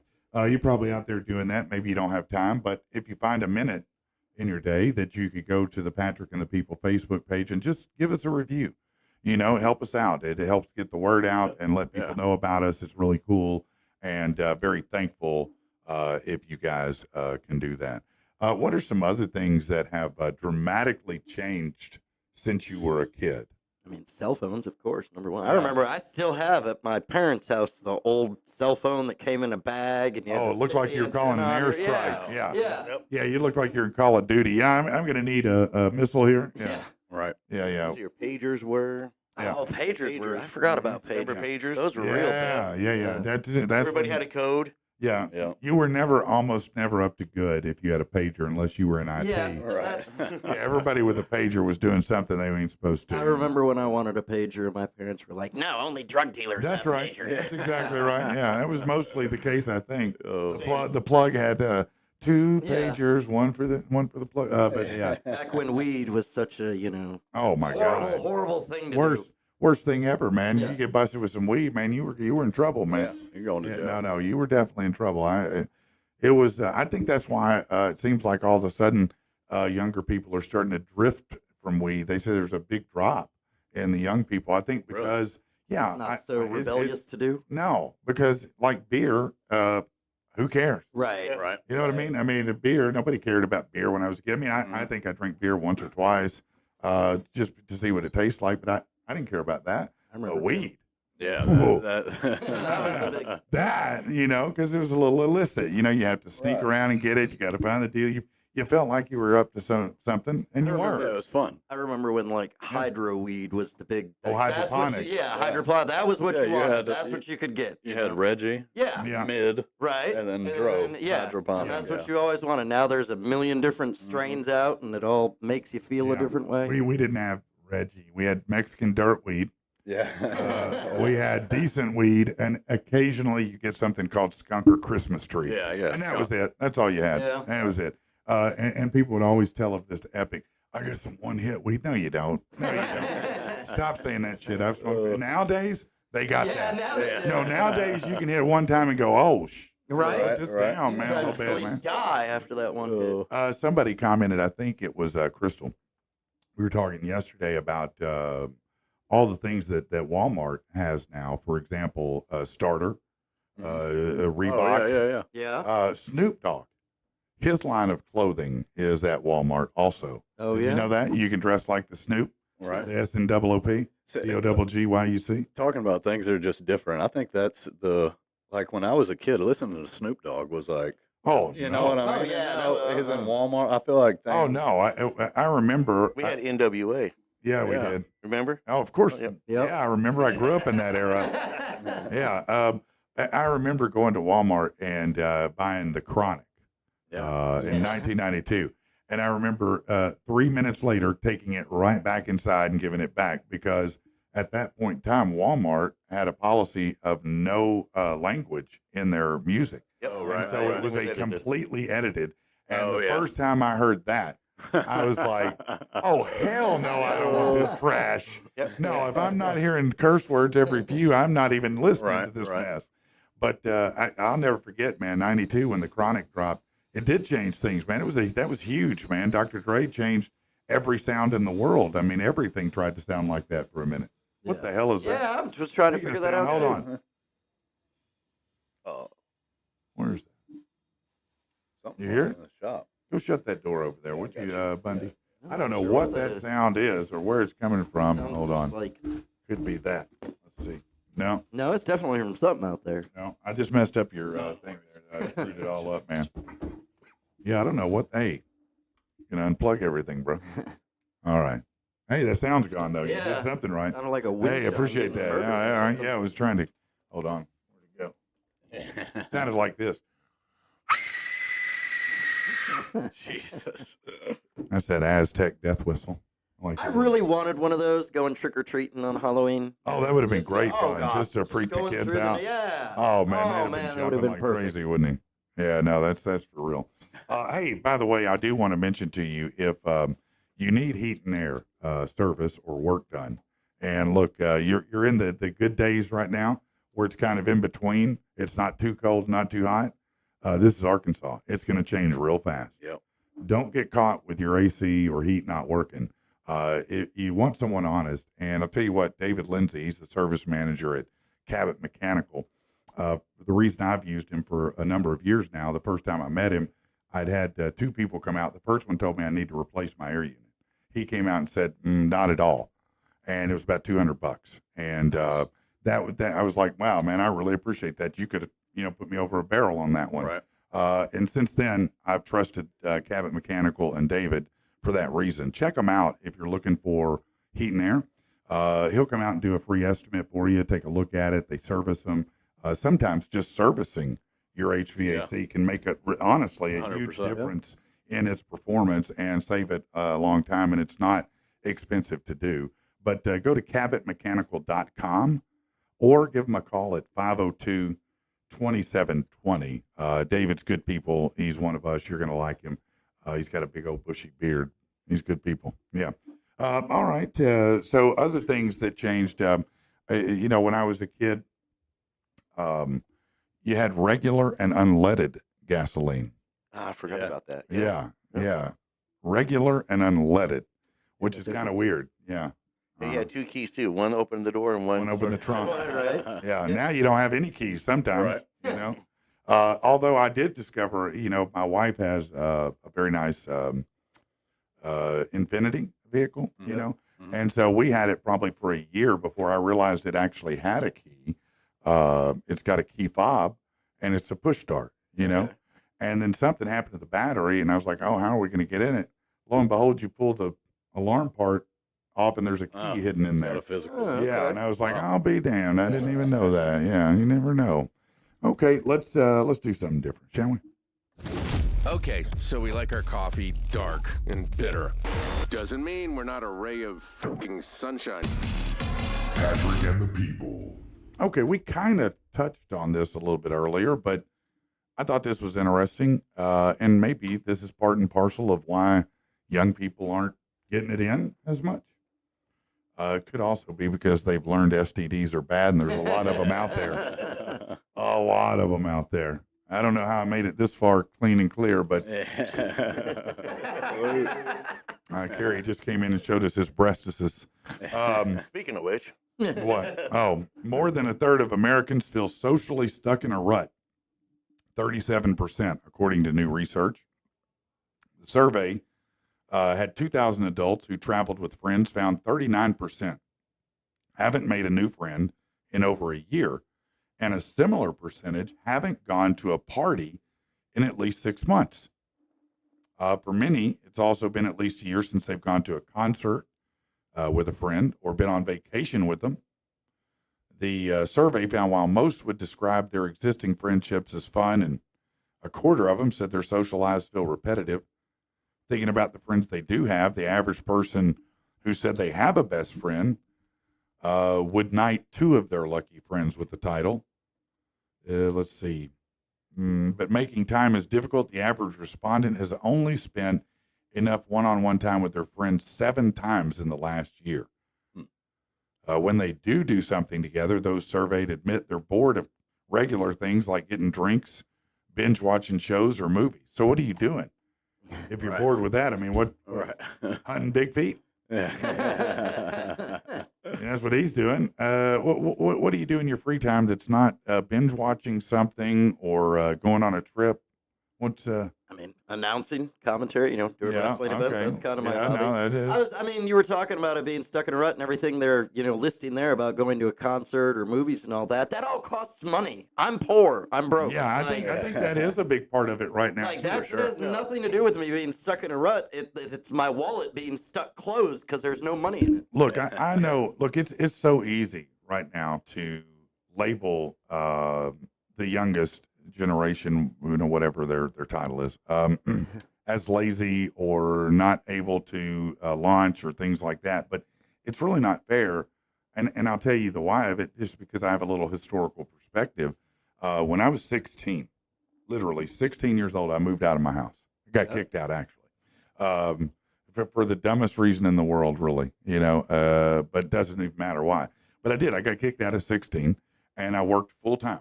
I had to live. I worked at McDonald's, so I would go to school full time, work at McDonald's, and then try to do my homework and, do that. Right. Somehow, I managed within a year to have my own apartment. I had a little car. It wasn't much to talk about. And I was able mostly to feed myself without stealing food.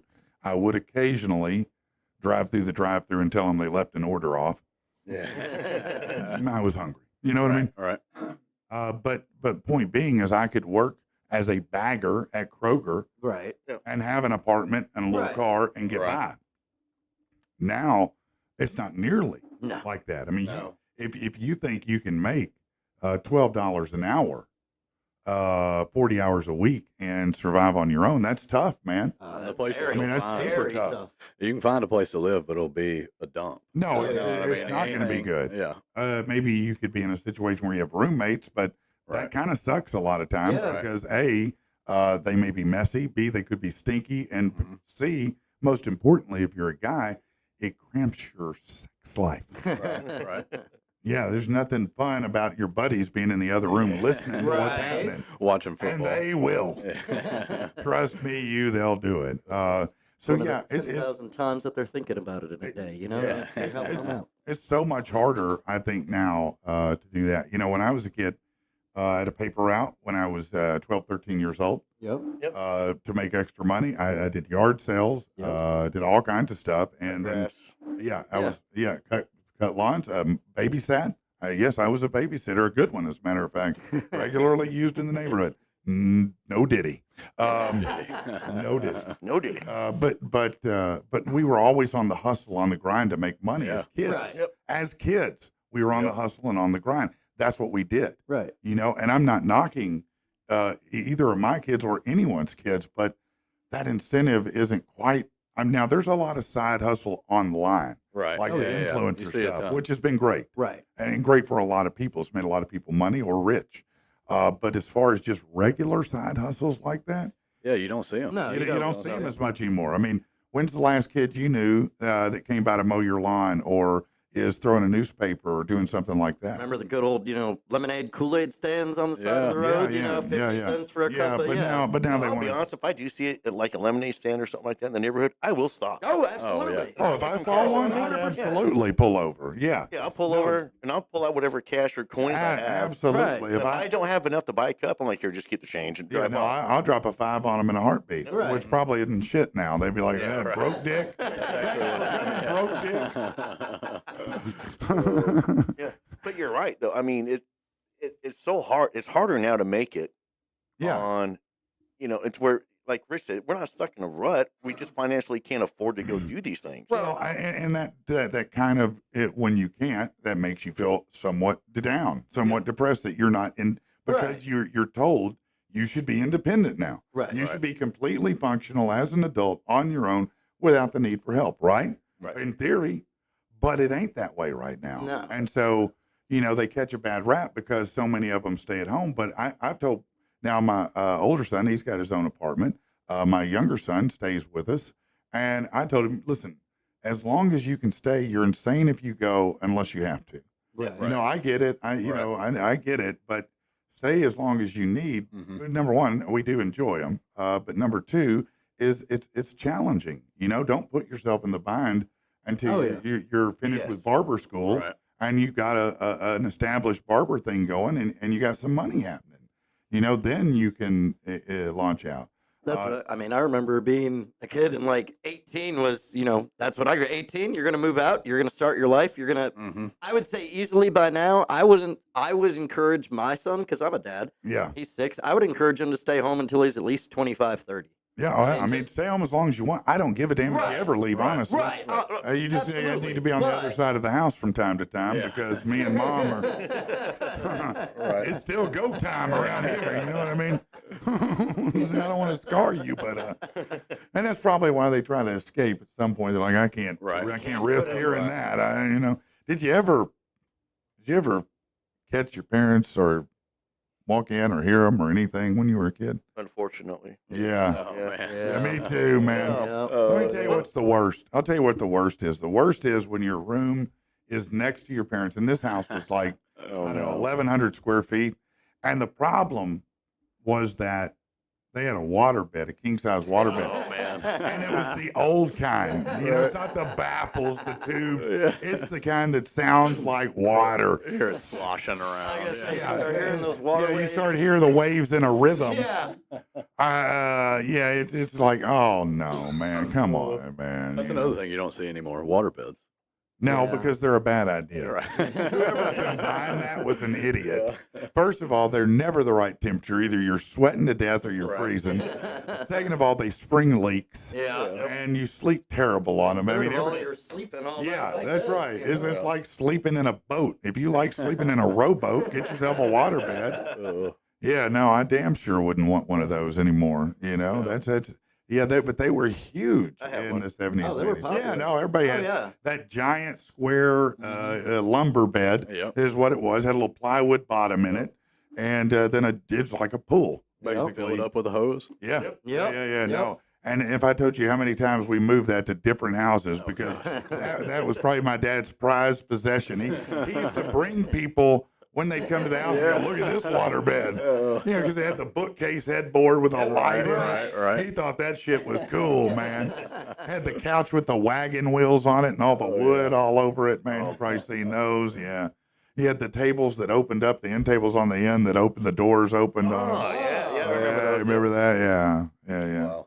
Yeah, it's kind of wild thinking back about it, isn't it? All right. Hey, listen, if you need your house clean, and look, man, a lot of people don't have time right now. Maybe you're working a lot of side hustles. Maybe you're doing a lot of work, and you don't have time to deep clean like you'd want to. And a lot of people are in that place. Look, Blissful Cleaning is who you want to get with. These guys are amazing. And I'll tell you what, Cheyenne and her team did a great job for us. They'll do a great job for you. And you need to reach out to them. You can get with them on Facebook. Look up Blissful Cleaning on Facebook, or let me give you a number where you can give a call and reach out to Cheyenne and let them come and get you taken care of. That phone number for Blissful Cleaning, here we go, is 314-4878. 314-4878. Check them out. And also, while we're on the subject, if you've got to move, so you may need a cleaner after you move, right? If you're going to move, you definitely want to get with Metro Moving. And I'm going to tell you why. 20 years and over 2,000 moves. Boom. They'll even pack for you. Across the city, across the state, it doesn't matter. Go to metromoving.co. It's not .com. It's .co. Okay? Metro Moving. So what's going on with you the rest of the week, Matt? What do you got going on, man? just work right now. Working kids this weekend. It's pretty Yeah. much it. What do you tend to do with the kids on the weekend? What do y'all like to do? So Are they also thriving Bigfoot hunters, enthusiasts, or no? well, they're 10 and 6. So yes. Oh yeah, they definitely are. No, they believe. That's right up there with Santa and the Easter Bunny. They're waiting for They're the right there. Bigfoot to bring them some candy. No, they're excited about what I do on the side. I bet they are. I bet it's a lot of fun for you and them, isn't it? It is. And we talk about it. So we'll go on little nature hikes, and I'll try and point out little things to look for. Yeah, Try and teach them a little young, get out there. little preppers and whatnot. Exactly. Right. But no, we like to go on hikes. We try and go do a lot of outdoor stuff. Mhm. I have I built an out since people in ruts, and it's cheaper to stay at home. So I decided I built an outdoor bar. I think a lot of people have, I think especially during the pandemic, a lot of people turned their backyards into sanctuaries. Yep. Because it was the one place you could go, you could be all right. You weren't afraid the zombies were coming for you or the riots were going to show up. You just go to the backyard and have a good time. Yeah, but also, you control the people to show up. You control the dress code and the music. Yeah. Yeah, no, Right. it's just true. Everything's almost free. It is. Yeah, you don't have to worry about a fee to get in, or Exactly. the bouncer or IDs or whatever. No, you're right. Unless you were going to Diddy's house. Well, got to sign the NDA over there. Exactly. Yeah, No kidding. when people come to Drunken Cryptids, they have to sign an NDA.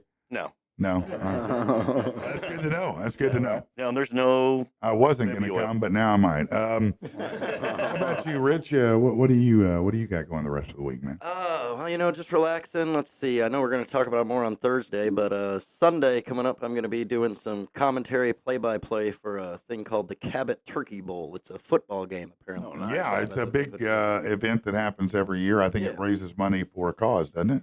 Yeah. It's for Pathfinders out in Cabot. Yeah, absolutely. So we're going to have one of those guys in here, or two of those guys, I guess, a couple of them. Yeah, we're going to have a couple of the organizers in on Thursday to talk about it. That's They had great, reached man. I was up at a wrestling event this weekend just checking it out, and while I was there, they hit me up and was like, hey, can you come do commentary? And sure, man, absolutely. That's awesome. So, They say, hey, we're looking for the Bruce Buffer of Little Rock. And you're like, Absolutely. you found him. Yep. Here I am, I'm baby. here. and if you are needing the Bruce Buffer of Little Rock, we're taking bookings for Hey, man. 2025 now. By the way, that's a real story there. So look, whether you want an announcer for an event, Right. or you might want him to, do an announcer thing on a video for you. Maybe you've got videos where you need commentary and you want Absolutely. professional commentary or announcement style commentary. And- This is the guy to get with right here. And I actually have my own studio at home, so I can do it all there. If you Yeah. have an event that's recorded that you want commentary added into, Nice. I know I Yeah. made a little video for you, and Yeah, I'm absolutely. always doing something. Now, how do they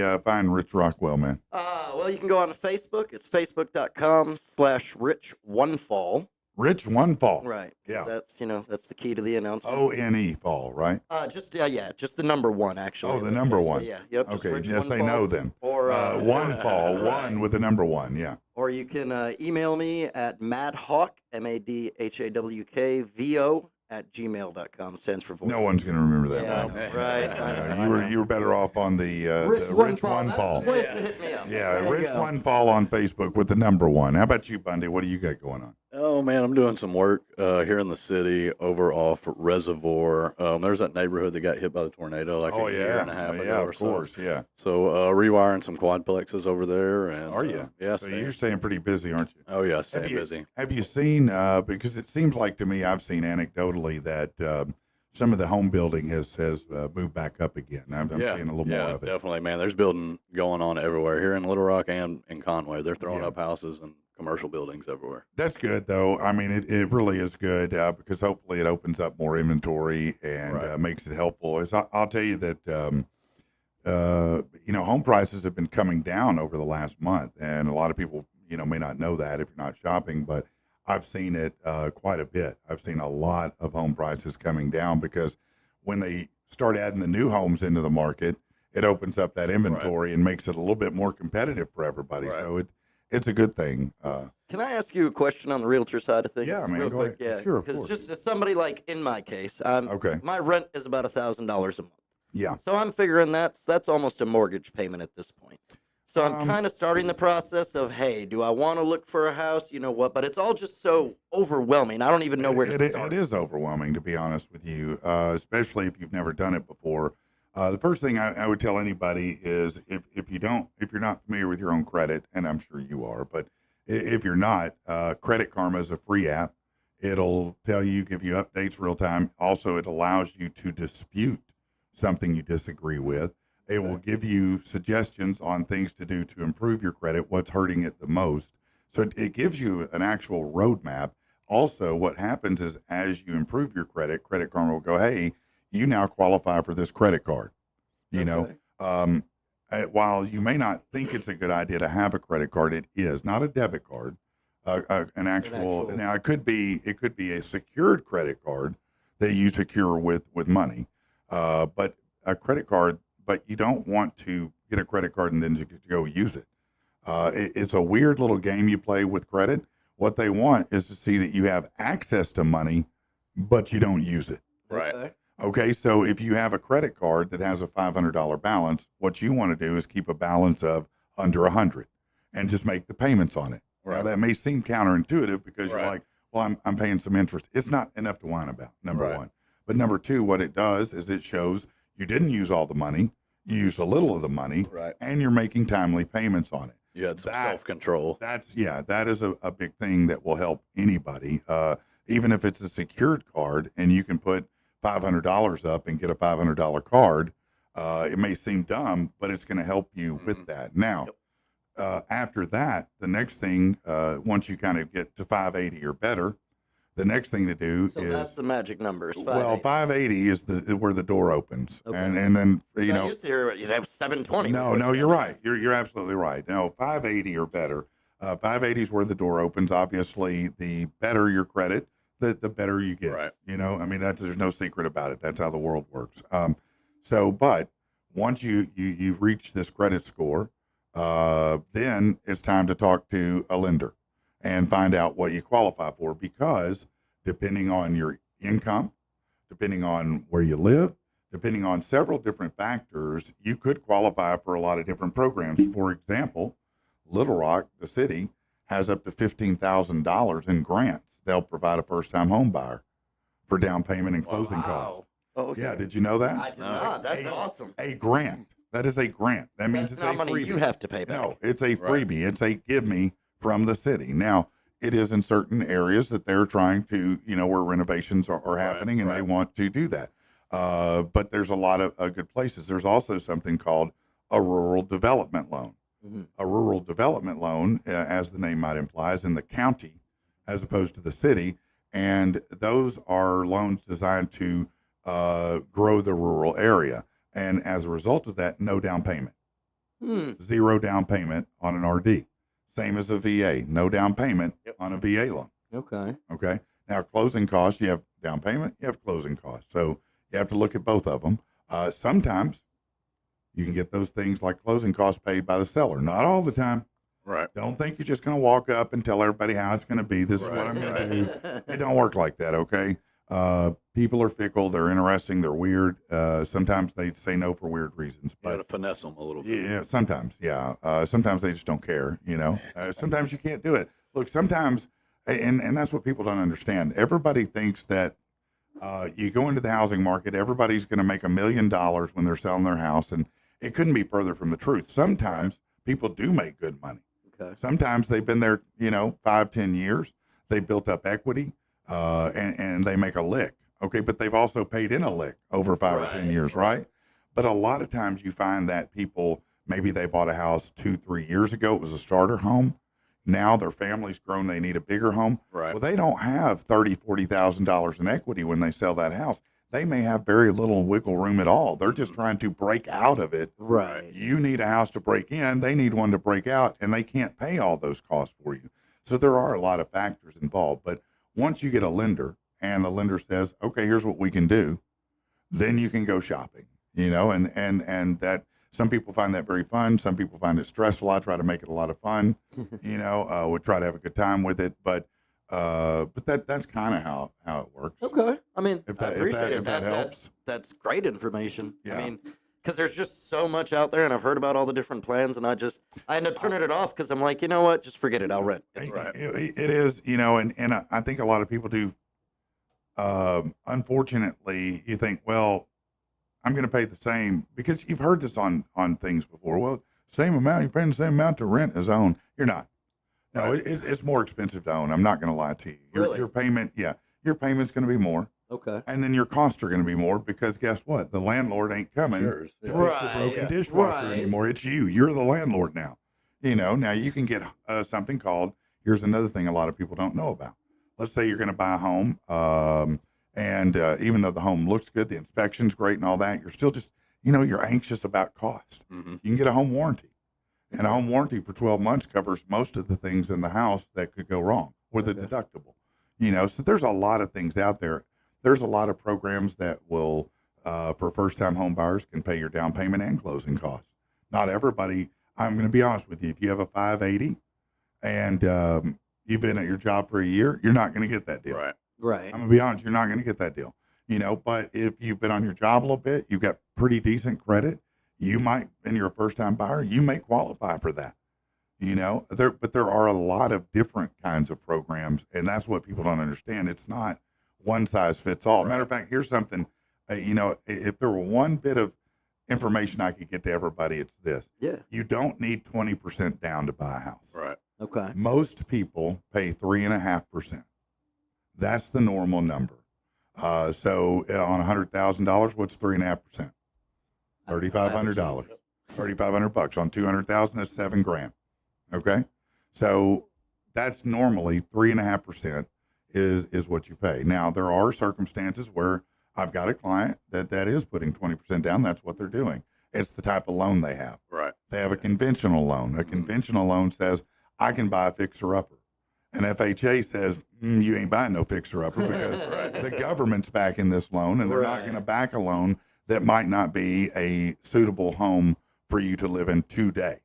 So they don't, the VA and VA's that way. VA and FHA, if it's a government backed loan, you're not doing a fixer upper. Now it might be one that needs updates. There's a difference. A fixer upper is problems. Right. Updates are the style is out of style. You buy a home that was built in the 70s or 80s, even the 90s, and it's still got the same paint, the same look to it, the same appliances. Yeah, a lot of That's an update.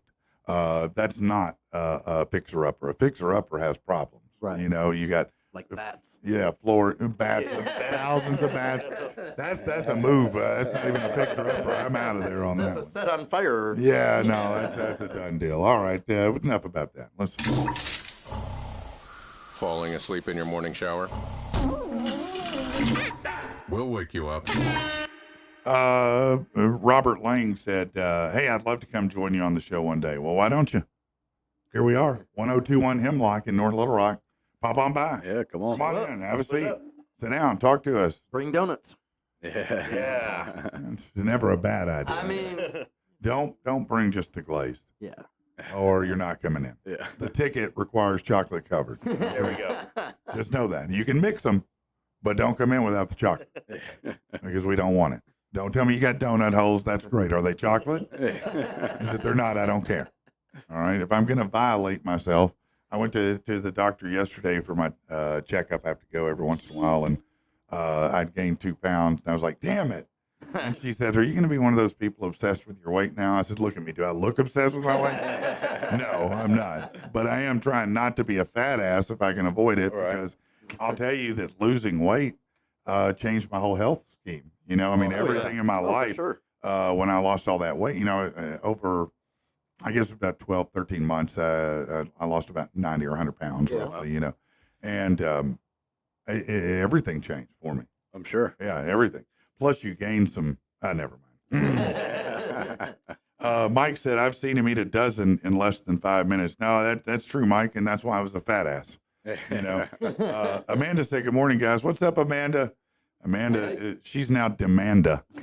Yeah, Demanda. Yeah, that's her torture name. After she tried to assault me with the taser. Yeah, She's a little excited to do that. she was very excited. Yesterday, she ordered a one of those things that simulate labor for men. Oh. Yeah, she's planning to inflict that on me and make me broadcast while going through labor. Have fun with that. So I'm sure that'll be an interesting show for sure. Making peppers again. That's what Jeff Mitchell said. You're making peppers again? What? You mean you're growing them or what? I'm not exactly sure, but hey, Kevin said, K-Bird said, let me get to the first of the year. I'd love to come kick it. Just have to take a day off. Yeah, no, I get it. Jeff said, what's up, brother? What's up, man? Who else? All you have to do to get on. Oh yeah. All you have to do to get on the show is bring Patrick donuts. Mike, that used to be the ticket. It's not, it's still a ticket, but it's not the ticket. I've got some other ones. I've got some tickets. They typically involve sativa. That is a guaranteed ticket to punch in. I got a hog leg. Come on in. Yeah, you can come on in and have a seat here. We'll hang out. Demand of the executioner has a good sound to it, Amanda said. No, you're getting carried away. oh, it too much. Jeff said pickled jalapenos. That's what he got. You know what? Okay. I've had those. I remember Jeff brought us some before, and those are actually damn good. Yeah. Yeah, I bring some of those up here, Jeff. I'm sure that those will damn sure get eaten. People We need to do like that. a the spiciest thing you can handle test or something. I've been there, done that. Yeah. I'll tell you what. I watched Jersey do that one chip challenge. Yeah. Oh man. And Jersey made the hottest chili, probably among the hottest I've ever had. He ate hot stuff all the time. He was slobbering, throwing up, lost Oh. bearings, I think, of who he was. He may have had an existential crisis, maybe a spiritual awakening. I don't know. Yeah. It was very brutal, and I was like, no, I don't need that in my those life. are no joke. No, that's I don't need that level of pain. too That's like much. pepper spray. I'll take the taser, but I won't take the pepper spray. Yeah, you pepper know? spray is brutal. No. Mike said, yeah, I felt sorry for Jersey that day. Yeah, me too. Only day I ever felt sorry for Jersey in my life. That was it. Jeff said, what's the address? I just said it. You can also go to patrickandthepeople.com, but it's 1021 Hemlock in North Little Rock. It's right over here off Broadway, kind of tucked back by itself. Honestly, if you just go on, I don't know about Apple because I'm an Android user, but Okay. if you go on Google Maps and literally type in Patrick and the People, it will take nice. you right here. Like Nice. it really shows up as Patrick and the People. It does. Yeah, we're everywhere now. It's wild how many different social medias and things that we're on. I mean, we're on things like Soup, Yep. Vaughn Live, D Live. We're on, of course, the website. We're on YouTube. We're on Rumble. We're on X. We're on Truth. We're on. I mean, we're TikTok, YouTube, everywhere. Yeah, I mean, we're TikTok. Yeah. SaveTheBeaver.com. We're gonna be there. Yeah, we're trying to give them. Amanda said Android forever. Get that shit out of here. Yes.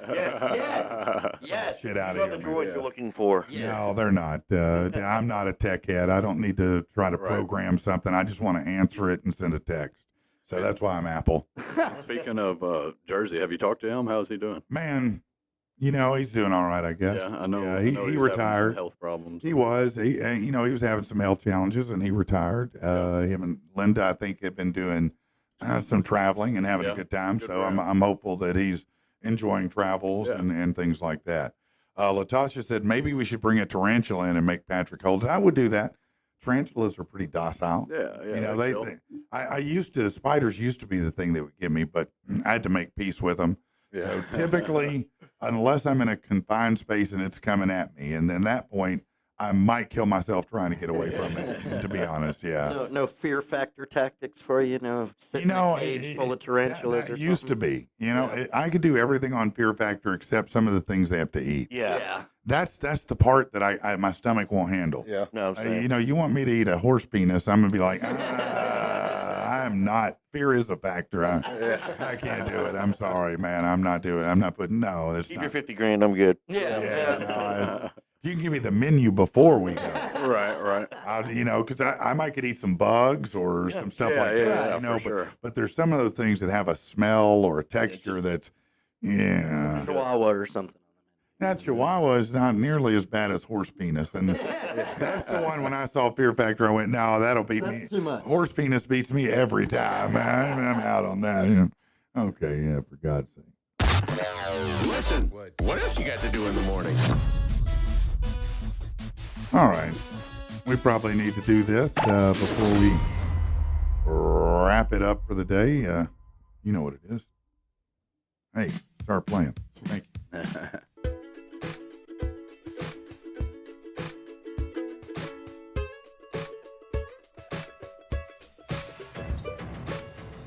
Listen up now, I'll tell you a story. Without a doubt, it's kinda gory. It's the worst news you could ever hear. Things just like this make you fear. Buying lunch on a dumb guy's knee, or a big aardvark drowning some honey. Why you laughing? Why you laughing? This shit ain't funny. What? This shit ain't funny. Act like you're not singing that during the day. Right? Act like you're not. That also will be available on a single, too. I didn't sing that one, though. It's good. All right. Now, these are bad things that have happened to people. A 61-year-old man surfing on Maui had his leg completely severed during a shark attack. Not a little bit, completely. Completely. The guy was not identified by authorities, was surfing Friday morning. He was at Waiau Beach Park, a spot known as Sand Piles, when the attack happened, according to the statement. First responders dispatched to the scene 7:05 a.m. That's early to lose a leg. Oof. When they arrived, they saw the man had made his way to shore with the help of bystanders, despite his leg completely severed below the knee. The 2 combat application tourniquets were applied. Maui Fire Department said the victim was alert while being treated on shore. A GoFundMe set up for family members to help defray costs identified him as Kenji. A close friend of the victim said he was upgraded to stable condition after undergoing surgery. Said he had been surfing the same area for 30 years. Following the incident, the gate was closed and the beachgoers were warned to stay out of the water. Yeah. Yeah. Didn't heed that warning. And it's always something severed too with a shark attack. Well, yeah, I mean, an arm. they It's have never shark like, oh, the teeth. shark nibbled off their toe. No, it's normally not like that. It's it's not good. Now, they usually don't come back for the rest of you because you don't taste like a seal.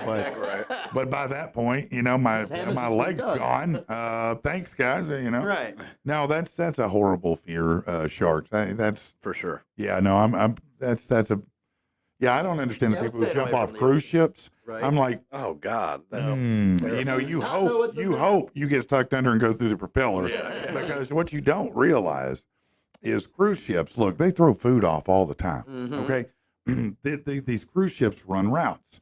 Fish, no, they're trainable. Okay, Right. so they They're know following. when this ship's coming through that food's about to hit. Buffet's Right. open. So they all come together, just like you would, Yep. and wait for the food to drop. And guess what? If you drop, you're the food. Yeah, I never understood that trend. I mean, you see people doing that all the time. The It's like- videos of people jumping off the Why? Yeah. Why would you, of all things to do, why is that? It's Like, not I like just- they can just let down a ladder and you get right back No, up. I mean, it's going to be an ordeal. I just want to see the ocean while I die. Right. Okay, congratulations. Here's a shark. Yeah, I'm going with natural selection on that one. Yeah, no, that is exactly what's going on there. All right, social media giant X has come under fire for initially ruling that images of a fatal accident in Edinburgh were permissible on its platform. The pictures showed a severed head of a victim following a tragic accident Saturday in Edinburgh's Cowgate. That went viral globally. Numerous Scots expressed their horror online and directly to X after encountering the disturbing images and footage that appeared to show a decapitated head and body without a head laying in the street. Now they have, I guess, put that behind some kind of warning. Said we do allow sensitive content, imagery and service as long as it doesn't break our media policy. But yeah, that's a little disconcerting to see the A little old. much. You think maybe you want to cover that up, the old severed head one. Right. Yeah. But I remember when I was younger, you could go to a website called rotten.com, which Oh, probably yeah, still out there. Rotten.com. Yeah, I hadn't or heard you that in could- a long time. Yeah, or you could go get these movies called Faces of Death. Oh yeah. I remember that. I remember Yeah, Faces of there Death. were like 5, 6 of them. Have you tried watching one lately? though? No. It's not the same. I don't have a VHR. Yeah. VHS. I feel like it's not the VCR. same as a kid or younger Well, watching. no, it. You're because like, man, this then- is cool. Yeah, because then you'd never seen anything like Right. that. Now, because of the internet, you've seen everything. Right, There's nothing right, you right. haven't seen. That's true. All right, how about this? Let's go a career or a carer. Okay, a nurse, a carer, stabbed a woman to death in front of her screaming elderly parents. Zanetta Peto, that's P-E-T-O, not P-E-D-O. Okay, she had been hired by Efthea Constantino, it doesn't matter. Efthea C, who's 62, to look after her mom and dad when the horror unfolded. The worker appeared at the court today, charged with murdering Efthea at her home. Said Efthea's mom was heard screaming as she was allegedly stabbed. Peto, accused of carrying out the killing between 4:10 and 4:20. Well, that's a very specific time. Very specific time there. Prosecutor said the police were called to the home at 5 p.m. They discovered her on the kitchen floor covered in blood. Said she couldn't be saved. She had multiple laceration injuries to the neck. They found a knife with a bent blade in the kitchen sink. Damn. Yeah, that's violent. Yeah, when you bend the blade, Yeah, you were mad, man. yeah, that's real mad right there. Mad. Little anger issues there. Right. Yeah, Peto sobbed as she appeared zoomed in court and said, "It's all lies." Yes, of course. Their parents watched you do it, Peto. Right. You understand that, right? In the police interview, she accepted that she was present at the property. She claimed her employer had been bullying her and believed messages were being sent to her about her to the BBC. Oh, this person might be schizophrenic. She was remanded in custody, and well, she's probably going to be in a like a room for a while. Yeah, One of those. One of those, giving herself a nice long hug. Yeah, kind of outfitted with rubber in a jacket that the arms don't move too much, right? Okay, and one more here. Yeah, this is bad. 25-year-old guy stabbed to death in the Bronx. Yeah, that's what happens in the Bronx. Shocker. Though. You don't say. Not the Bronx. Not the Bronx. Yeah, I mean, the victim stabbed multiple times in the chest at an apartment building. Witnesses said they heard a loud argument between two men before the victim was stabbed. I guess he'll be all right. And here, let's do this one too. I forgot about this one. Okay, one of two people killed in a Queens garage. Oh, son of a bitch! That's a pop up, and that means I'm done with that. So You say elevator. no, I'm done with that too. I'm done with everything. Okay. So let's recap. It's been a great show this morning, and I'm thankful for you guys being here. Matt, always great to hear about your Bigfoot antics. So tell people again if they want to check you out, what's the way to do it besides your dating profile? Obviously, drunkencryptids.com is the website. It's about to be a new one dropping this week. Hold on. Drunken Cryptids. Drunken We're going to Cryptids. say it slow and clear. Sorry. And Cryptids is CRYPTIDS. Yes, exactly. Yeah. Okay. Good. So Good. drunkencryptids.com. I'm on Facebook. I'm on all your social media platforms. Yes. And all your streaming platforms as well. Yeah. All right. And you can email us or whatnot. And Rich Onefall, that's with a number 1 You got it. on Facebook. Okay. There you go. Rich Onefall, right? Yep. Okay. Facebook.com. If you need the Bruce Buffer of Little Rock to do announcing, to do voiceover work, to do video work for you, whatever it may be, he's got that voice for you. Okay. And then Bundy, what's the easiest way to get you, man? Man, Bundy Electric on Facebook. Just reach out and we'll get you fixed up, whatever you've got going on. That's Bundy. Yeah. That's not random. It's short for Dustyn Bundrick. Yeah. Right. Yeah. So it's a lot easier to say Bundy than Bundrick. No relation to Ted. What about King Kong? Yeah, King Kong Bundy, the wrestler. King Kong Bundy. Yeah. Hey. No, you can look at him. He's definitely not really. He's too thin to be. I saw that dude, man. He was mad. Back then, in those days of wrestling, a lot of guys were just fat. Yeah. Yeah, they weren't very muscular. Right, they were just right, or fat. They had athletic. big bellies and wore leather vests for some reason. That just made their belly poke way out. Yeah. It looked stupid. But man, it was a lot of fun then. was. Yeah. But now, man, even you guys, man, a lot of the wrestlers in these up and coming leagues are, man, they're pretty ripped, aren't they? Yeah, there's some guys out there There's that are the that are beefcakes, very, they call them. Yeah. Yeah. Yeah, they're out there working the gym, Meaty man. men slapping meat. That's what we say. Yeah. No, you don't say that to No, me, you and don't look at me when you say that. No, I'll whip your ass, man. What's wrong with you, man? All right, everybody, it's been a great show. I hope that it's been great for you guys. Bundy, what's the one last thing you want to tell everybody today? It's I guess election day, but what news do you want to tell everybody? One last thing, give them Man, something. I'm glad you gave me this second because nothing about the election, but I just want to give you some flowers. We're talking, all the new fans and the reviews and how well we're doing on social media. And man, I know you worked hard. You're one of the hardest working guys I know, and I appreciate being a part of it and appreciate it just as a fan. And yeah, I just Man, want to thank give you you, some that's- flowers because I know you've been working Man, hard on it. bro, It's that's- awesome. I'm having a good Man, time. that's dope, man. Yeah, no doubt. You no know doubt. what? Thank you guys very much. Yeah. Thank you. We appreciate the opportunity. No, it's awesome, man. You know what? I say it every day, but I probably don't talk enough about it. But none of this, there's not any one thing going on here that isn't a result of everybody's effort together. I wish I could take credit. I'll take credit, for being the guy that comes in every day and try to be funny and Right. entertaining. But everything that's happened here is a direct result of team.